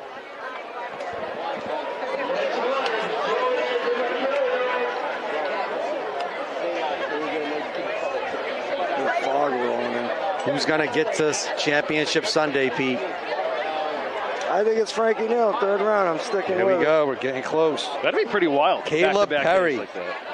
second to last walker in the first round. Well, he's got fans. Caleb Perry.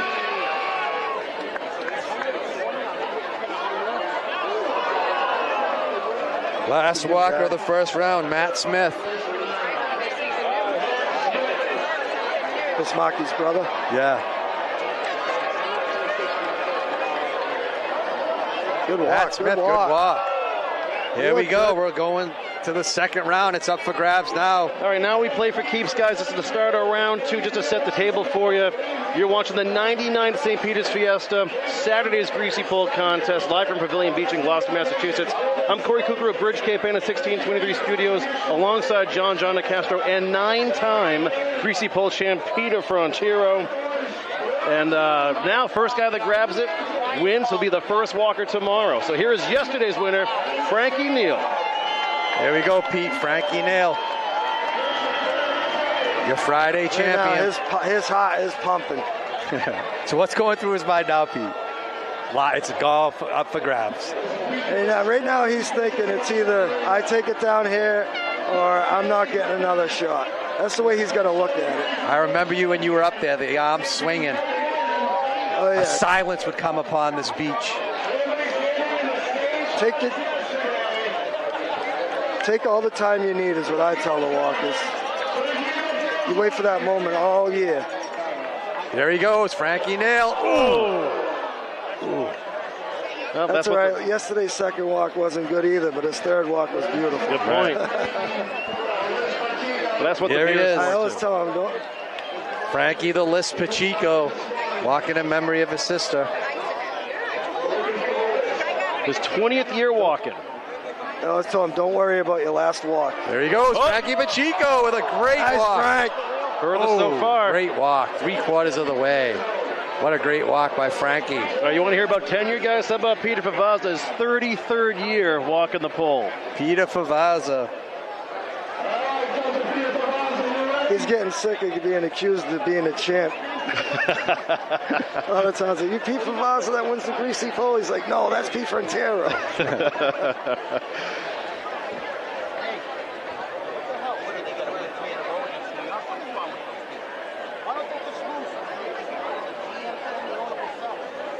Favaza's dialing it in right now.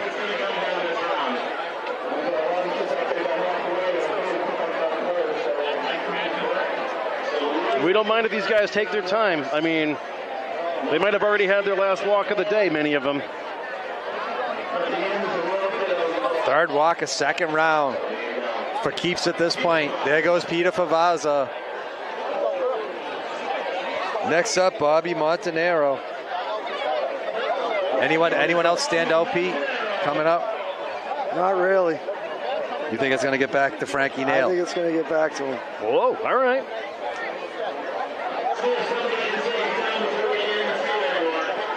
There goes Bobby Montanaro. I like to see Dom Novello. He's had a few walks over the years. Here we go with Dominic Novello. Anthony. So this would be nice to see. From the Fort Square. Dominic Novello.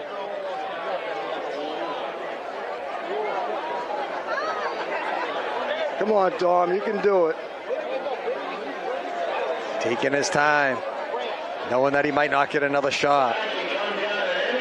Dominic Novello, fifth walker of the second round, trying to get to Championship Sunday. Going to be the first walker. There he goes, Dominic Novello. Dominic Novello halfway. All right. Nice walk. Next up, Brian Barrett. As the fog slowly creeps into the harbor again. Believe it or not, Brian's had a few walks over the past years.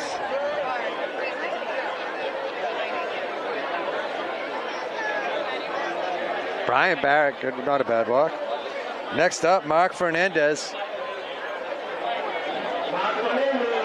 This kid's crazy. He could do it. He's an animal. So Brian was the 50th walker of the day. There goes Mark Fernandez. Mark Fernandez. Oh. John Linquada.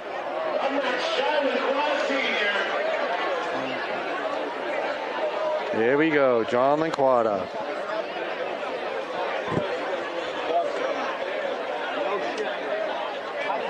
We're in the second round of the greasy pole competition.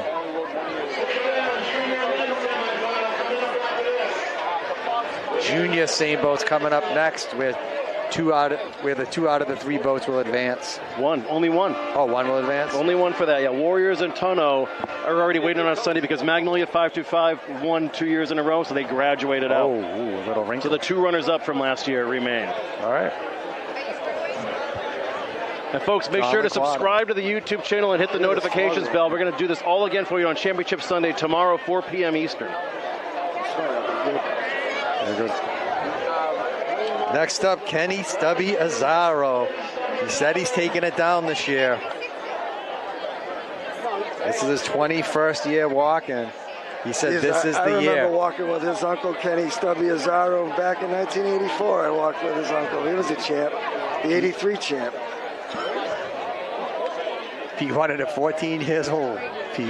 That's insane. Crazy. Pete, you like seeing how much the greasy pole sort of become. There goes Kenny Azzaro. Kenny Azzaro, another good walk by Kenny. Like a national, gets a national attention now. What's that? Do you like the fact that the greasy pole's gone big enough to get some national attention? Kind of jealous how it has so much, and I didn't have this in my day. Well, Pete, I mean, listen, you did have your day, man. Like we talk about you guys, like we talk about you like Larry Bird, like Ray Bork was long. Like you made our Fiesta Sunday so many years in a row. Next up is Mark Smith. It was a great feeling. Those were fun times. You started to win it so much, people got sick of it. People would shake the pole on you. They would pull the towel where your feet are slippery. I stopped using the starting rag because I think it was 91.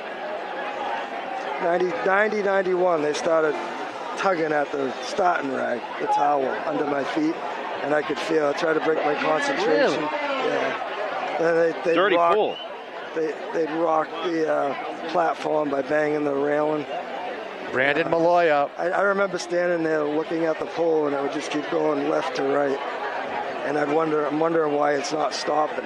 And then a couple of my buddies that were walking would tell me why. But Pete, that says something, huh? Right. I mean, Mike Whitney. I just remember the boats blaring the horns before I was walking. Yeah. Trying to spook me. Marcus Catone, another Viking that I coach. I remember the cookouts more than enough. Oh, yeah, those were legendary. Yes, they were. Yeah, Pete used to host those, and that is the stuff of legend here in the city.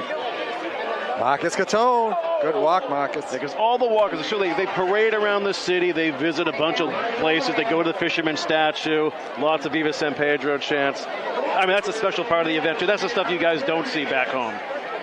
Next up, Mike Oliver. Walking for his dad, Mike Oliver, on his birthday. There goes Mike Oliver.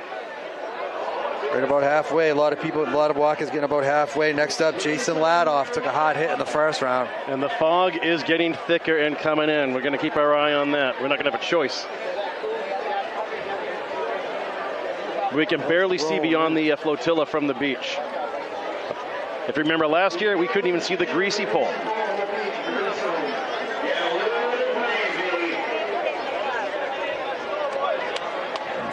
Jason Ladoff.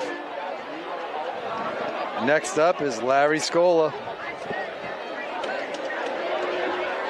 We're approaching the halfway point of the second round.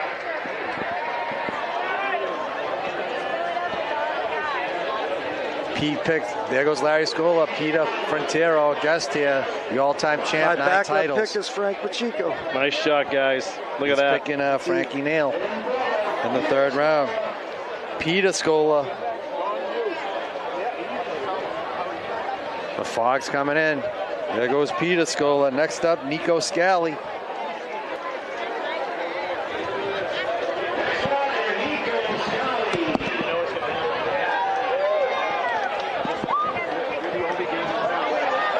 Nico Scali. The best walk of the day so far. Like that Little one. over 3/4 of the way. Nico Scali. Next up, Ryan Muniz.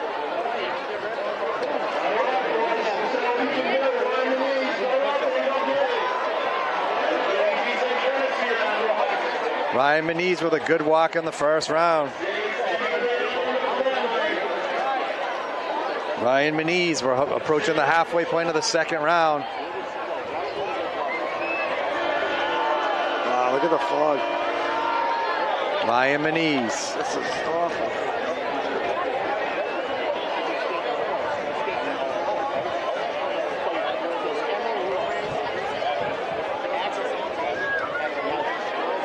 Ryan Muniz, 20th walker of the second round.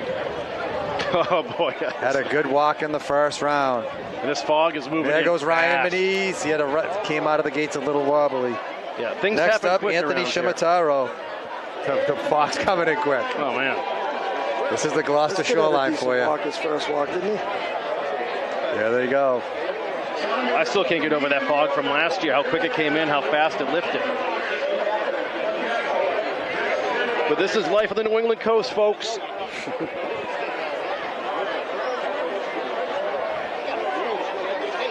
There we go, Anthony Shimataro.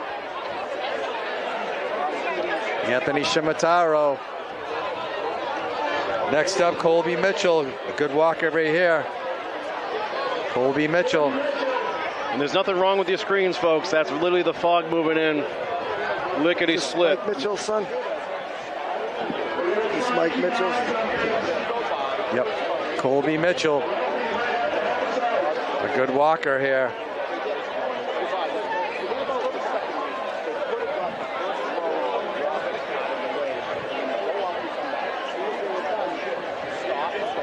Second round, Colby Mitchell.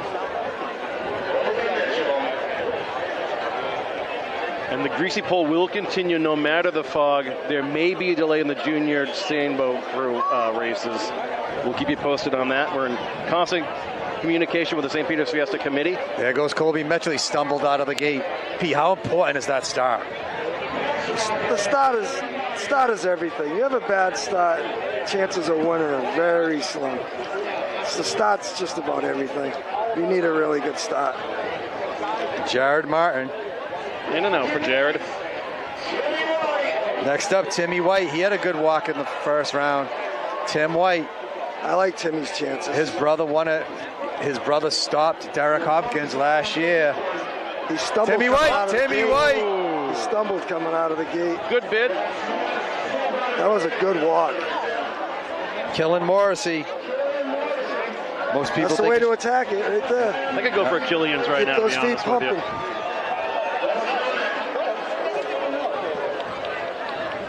Here we go, Killian Morrissey. Killian Morrissey fast out of the gate. Nice. Killian Wow. Morrissey. I think he hit an Keep those apple, an feet orange, and a pumping. banana. Yeah. Hit all three. George Black, and we're not kidding either, people. There's bananas under the grease. There's an orange, an apple. Some of them actually will eat them. They put pools in the grease and fill them Yeah, with cooking 100%. oil. There he goes. There goes George Black. Next up, Carter Randazza. I remember one day there was an apple out there, and I'm pretty sure it was Nino Sanfilippo. After he walked, he come up, the apple was floating next to him, grease on it, whatever, he just took a bite out of it. I love it. Carter Randazza just went. Next up, Brady Sala. Brady had a good walk in the first round as well. In the last 5 minutes, the temperature has dropped 5 degrees. Yep. Brady Sala up. 28th walker of the second round. Brady Sala. Brady Sala. They keep hitting something at that it's like a speed bump. I know, all of a sudden they just stop. Chase Sargent. This kid had a couple good walks in the past. Yep. Chase Sargent. Frankie Neal gonna get a shot in the third round. Chase Sargent as the fog's coming in. Oh boy. Thicker and thicker. Well, hats off to our crew here doing There the goes camera Chase work. Sargent. There goes Chase Sargent. These ghostly figures on the greasy pole now. Noah Smith. Oh, Chase Gula. Sorry, Chase. Missed that. Skipped right over. Double Chase is coming up. Chase Gula, 30th walker. Second round. He started last year on Sundays, so it's his second year, right? Yeah. Yeah, 2 years, yeah. That flotilla's screwed. He was a protege for Johnny Carollo this year and last year, but they moved him to today. Chase Gula. About halfway down. Noah Smith. And this is like our version of the snowball doing this. Right.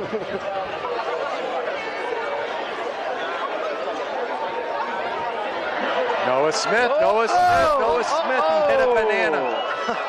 Right there. It happens. He stopped walking when he got to the grease. Look at that pole wobble. Tom Prendergast. So, yeah, Noah was the 75th walker of the day, by the way. There's been some good walks. Tom Prendergast. Tom could do it.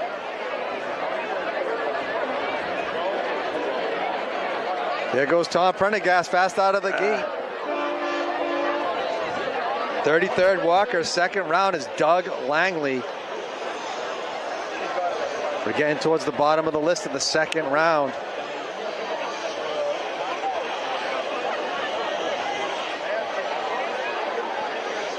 And Frankie Neal awaits on the back of the platform.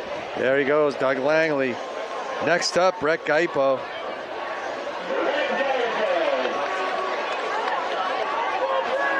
Good walker right here, Frankie's great lapping his athlete. chops right now. Brett Gaipo. Frankie knows this kid's a good walker. He's had some good walks in the past. And there goes Brett Gaipo fast out of the gate. He stumbled.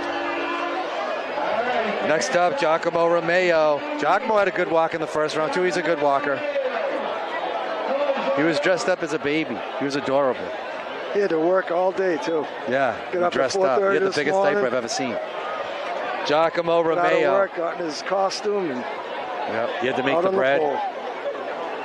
Giacomo Romeo. Fog's still rolling in. No joke now. You're going to see some emergency lights on soon. Giacomo Romeo. Giacomo Romeo fast out of the gate. Another good walk. Max Churchill.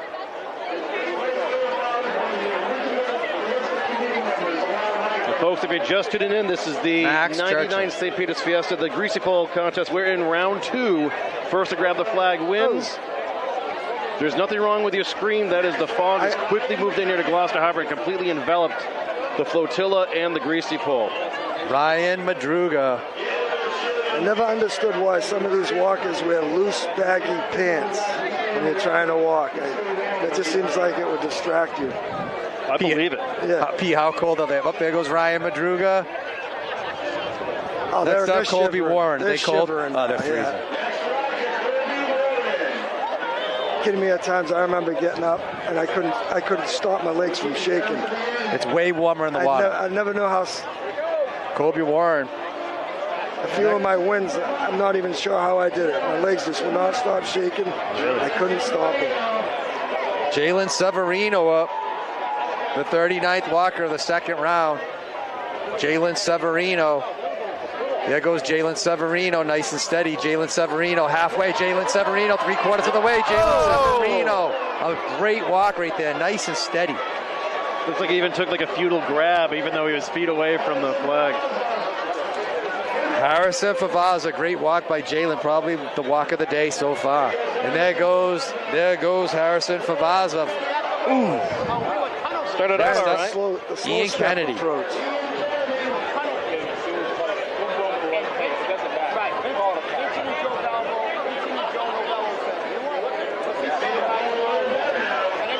Ian Kennedy.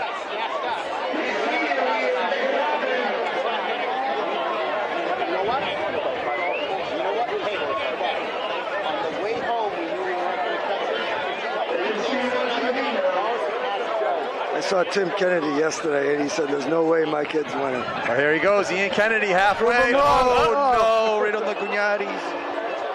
And if you're wondering, no, you can't hang on to the pole like that and scoot your way over, crawl your way over. You cannot do that. Joey DiMercurio.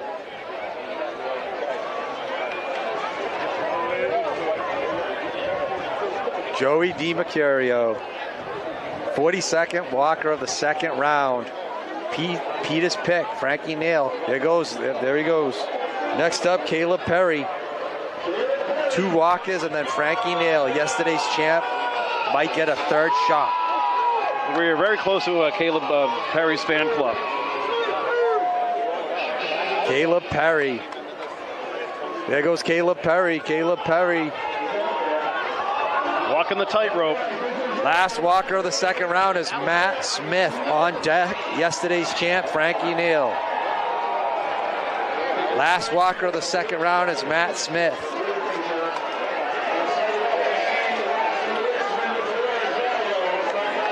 There goes Matt Smith. Matt Smith approaching halfway. Oop, right on the bum bum. All right, folks, set the table once again. There we go. Corey Cougar of Bridgegate Fan 1620 Studios, alongside John Nicastro and 9-time Greasy Pole champ Peter Frontiero. This is the start of round 3. The first walker who grabs the flag is the winner. This is Frankie Neal. He won yesterday's contest and the first walk of the third round, just like right now. Let's see what happens. Here we go. Frankie Neal, yesterday's champ. Does he have one in him, Pete? Peter's pick for today. He said it. He would grab it in the third round. Frankie Nail as the fog comes in. Frankie Nail. Come on, Frank. Knowing that he most likely won't get a fourth chance. Come on. Flag number 2, kid.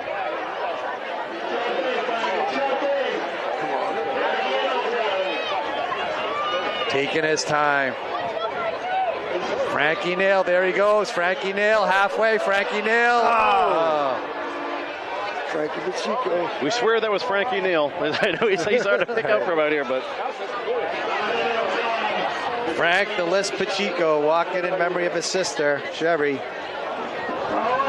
Come on, Frankie, take one down for a kid.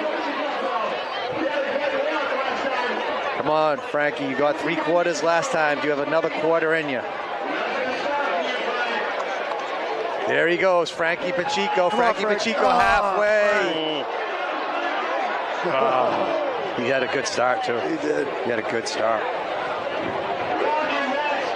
Peter Favaza, third walker, third round. I'd like to see these odds on. I really would have loved to. What do you think these odds on FanDuel are right now for Pete Favaza? Is it his 33rd year walking? This would be a story.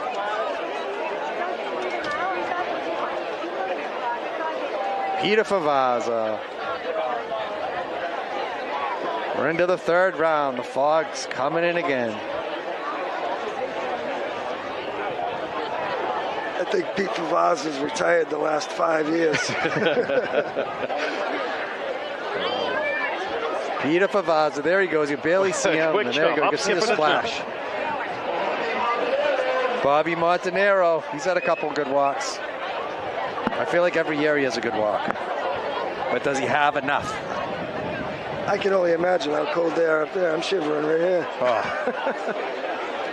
Bobby Montanaro. Third round. There goes Bobby Montanaro. Bobby Montanaro halfway. Bobby Montanaro over halfway. Good walk by Bobby. Dominic Novello. Come on, Dom. Dominic Novello.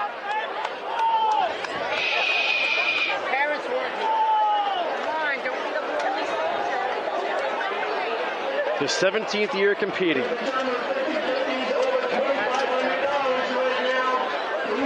Wow, he's been up there that long.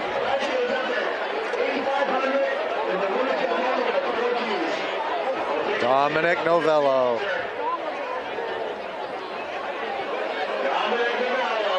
Does he have one in the tank to join the champs on Sunday and be a champ? Dominic Novello.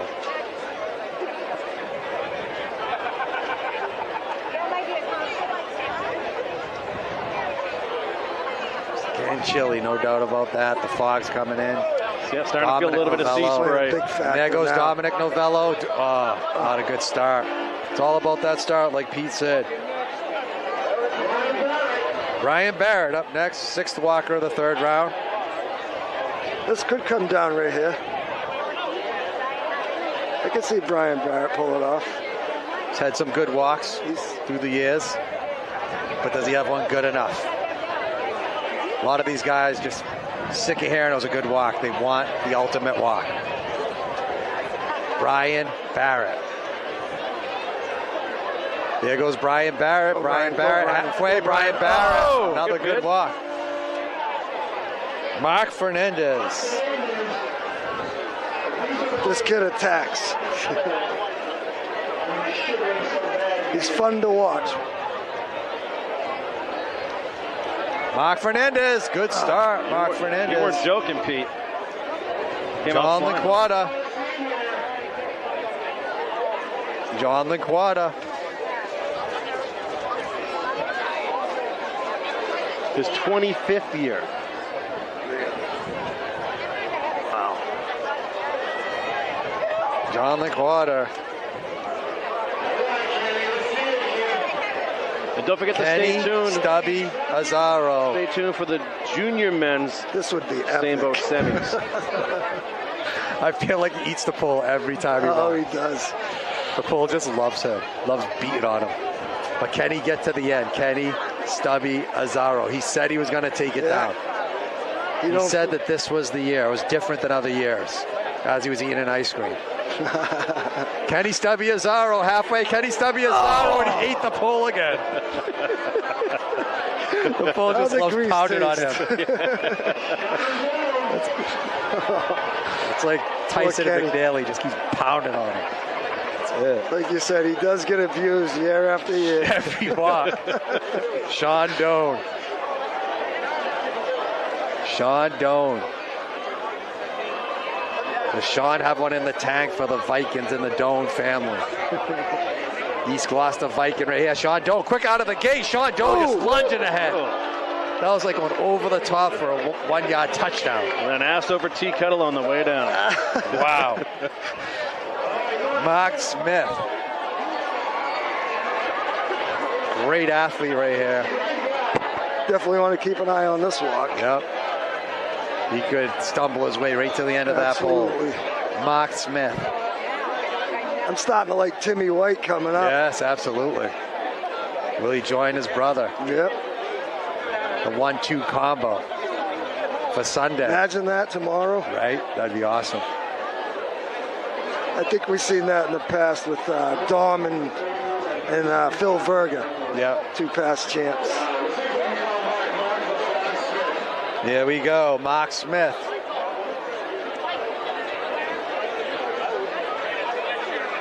Been a lot of good walks, but there hasn't been one good enough.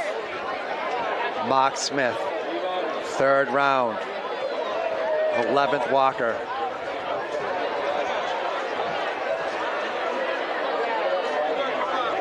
Here we go, Mark Smith.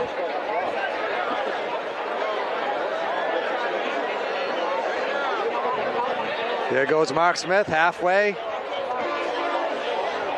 Brandon Malloy. Maybe a little too much sauce. A lot of apple juice. And this is, gentlemen, the 100th walk of the day. Brandon Malloy. Brandon Malloy. There goes Brandon Malloy, right about halfway or so. Mike Whitney. Yeah, it's going to be awfully chilly on that Some platform good walkers now. coming up. Don't want to leave the water once you're in, right, Pete? I'm happy I'm not out there. And the water's no true. The water's only maybe 63 degrees. It can't be less than that now. Next up, Marcus Cantone, another Viking. He's had some good walks over the last couple of years. Marcus Cantone, absolutely. Yeah. Marcus Cantone. We found his fan club. He's got one down got for the the big head Cantone down family. here. He's got the big head over there on the beach. There goes Marcus Cantone. Good start, Marcus Cantone, halfway. Good walk. drop, though. Mike Oliver walking for my dad, Mike Oliver, for his He birthday. always has that same end results, that nasty flip coming down.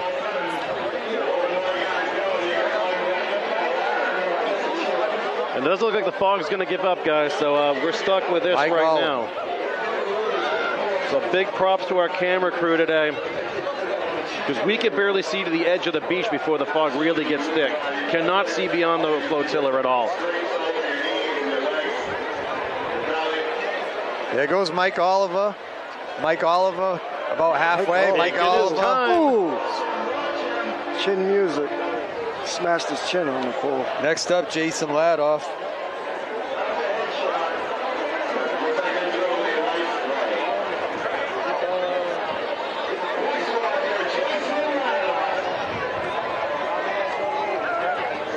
The wind's picking up. Jason Ladoff. Mike Ladoff, son. He's a good walker. We'd love to see this. I'll raise a glass for Patty Ladoff later tonight. Great lady. Lost her last year. Thank you for the donation, Eno. Thank you.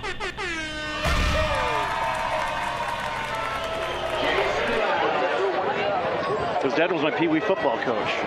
Was he? Yeah, Chargers. I used to love beating him. It was so fun. I love you, Mike. Jason Ladoff, there we go. Jason Ladoff, almost halfway.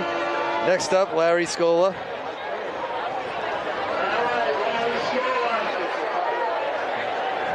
Wind's picking up a little. Peter's getting chilly in the booth with us right now. 17th walker of the 3rd round.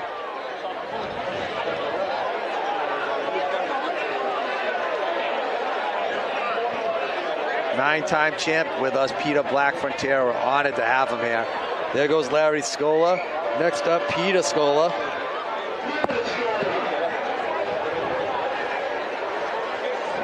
One Scholar after another.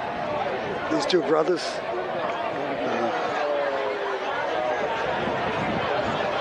Peter Scola, 18th walker of the 3rd round. The wind's picking up, the fog's here. It's going to be a tough junior race. Yeah, Peter Scola. The seniors had it easy on easy street earlier. Oh, there goes Peter Scola. Next up, Nico Scali. Another This really kid good was athlete. really close last time. Yes. Yeah. This could be a walk to watch. This was one of the ones I was thinking, either Nico Scali or Tim White. Nico had a really good walk. He had a good walk last year. He's had a bunch of good walks. There he goes, Nico Scali. Nico Scali halfway. Nico Scali. Just couldn't hang on. Ryan Manise, he's had some good walks in the past. Ryan Manise.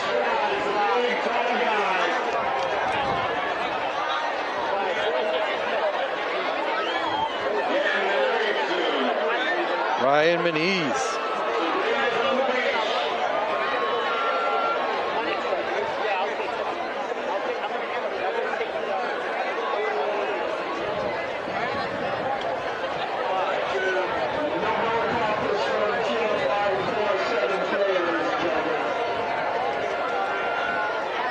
Ryan Manise, 20th walker of the third round. Trying to be the first walker on Championship Sunday is Ryan Manise. Ryan Manise, he hit an apple. Big kiss. Oof. Anthony Shimataro. We're going to see more and more jackets go on, guys. They got chilly fast. Mine's starting to look real good over there.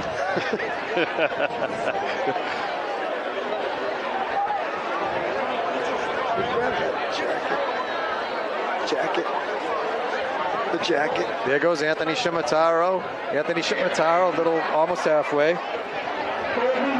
Next up, Colby Mitchell.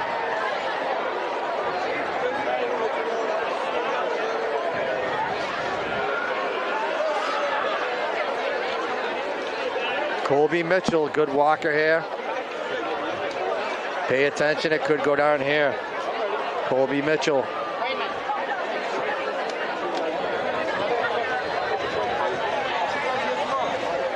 Here we go as the crowd's starting to get a little restless. We're not used to going deep into round 3 anymore. I feel like Saturday's the day that it happens. It's also Mitchell. Saturday more so than any day, yeah. We usually battle the weather on Saturday, too. Been in that pattern for a while now. There's some dinner It's reservations. crazy to think that, too, because Saturday in the past, 20 years, we've had Friday champs up there on Saturday. Yeah. Jared Martin.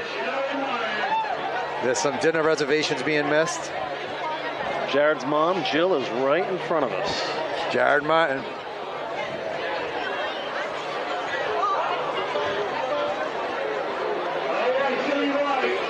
Here we go, Timmy White. I like this one. His brother Nick White is the second walker tomorrow. Is Timmy going to be the one to walk in front of him? Timmy White. There goes Timmy White out of the gate. Timmy White! Oh! Wow. That had promise. He definitely hit I something. really wanted to see that. Wow. Killian Morrissey. What a stop by Timmy White. He looks smooth. Killian Morrissey. Killian Morrissey. All right. We're getting there, guys. There we go. Next up is George Black. It's coming down soon. Yep. It's starting to get there.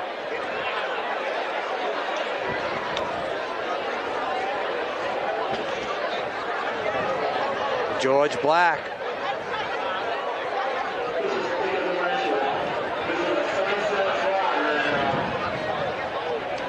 George Black, 26th walker of the third round. George Black. Crowd's getting restless. Yeah, we're just looking at shadowy figures now.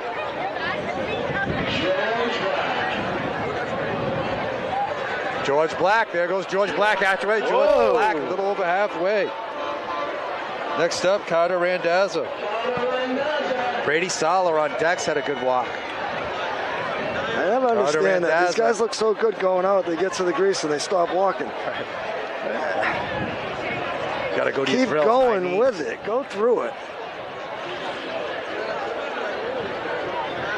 That's from a 9-time champion, Peter Black Frontero. He knows what he's talking about. Carter Randazza. Carter Randazza. Next up, Brady Sala. He's had a good walk. Brady Sala. Folks, you're watching round 3 of the Greasy Pole contest here from St. Peter's Fiesta in Gloucester, Massachusetts. The next one to grab the flag wins. We're completely enveloped in fog right now. A quick moving Brady system. Sala. Oh, wow. Just came in and sort of swallowed up all of Gloucester Harbor. So we're doing the best we can with our pictures. Thanks I was for never staying a with big us. fan of the fast walking like that because I feel like you have no control of your body. It's hard to recover going so fast. Yeah. You want to get kind of in the middle, in between. Yeah, Derek Thompson's kind of said the same thing yesterday. You just kind of find that balance. You got to find that balance. Steve LeBlanc was a fast walker. Chris Carlson, he was like a rocket. Really fast, Carlson. Yeah. He's like the Roadrunner. Right. I've never seen feet move so fast. Jay Sargent! Jay Sargent! The third walker of the third round, Jay Sargent, your 2026 Saturday champion. He'll be the first walker tomorrow. Jay Sargent. He's fired up. In his third year competing, grabs the flag, and there you have it, folks. Jay Sargent. It was hard to see it maybe, but you're going to get an instant replay. All right, guys. Thanks for hanging out. We're going to go over to Rumble now. We have more stuff to watch. We have that piece about us versus the USA versus the ICC. We're trying to dismantle that. Before that, though, we actually have one. God, maybe I should move that to tomorrow. No, we just got done talking about the ICC. Anyways, let's go. Well, first one's gonna be LGBT cruise ship was banned from docking in Turkey because they hate gays over there. And then America versus the ICC. Then today's episode of Asian women are awful. Asian men, Chinese men are marrying tons of Russians and Ukrainian women. Yeah. Anyways, goodbye YouTube. See you over on Rumble. Have a great day if you don't make it over there. Bye YouTube.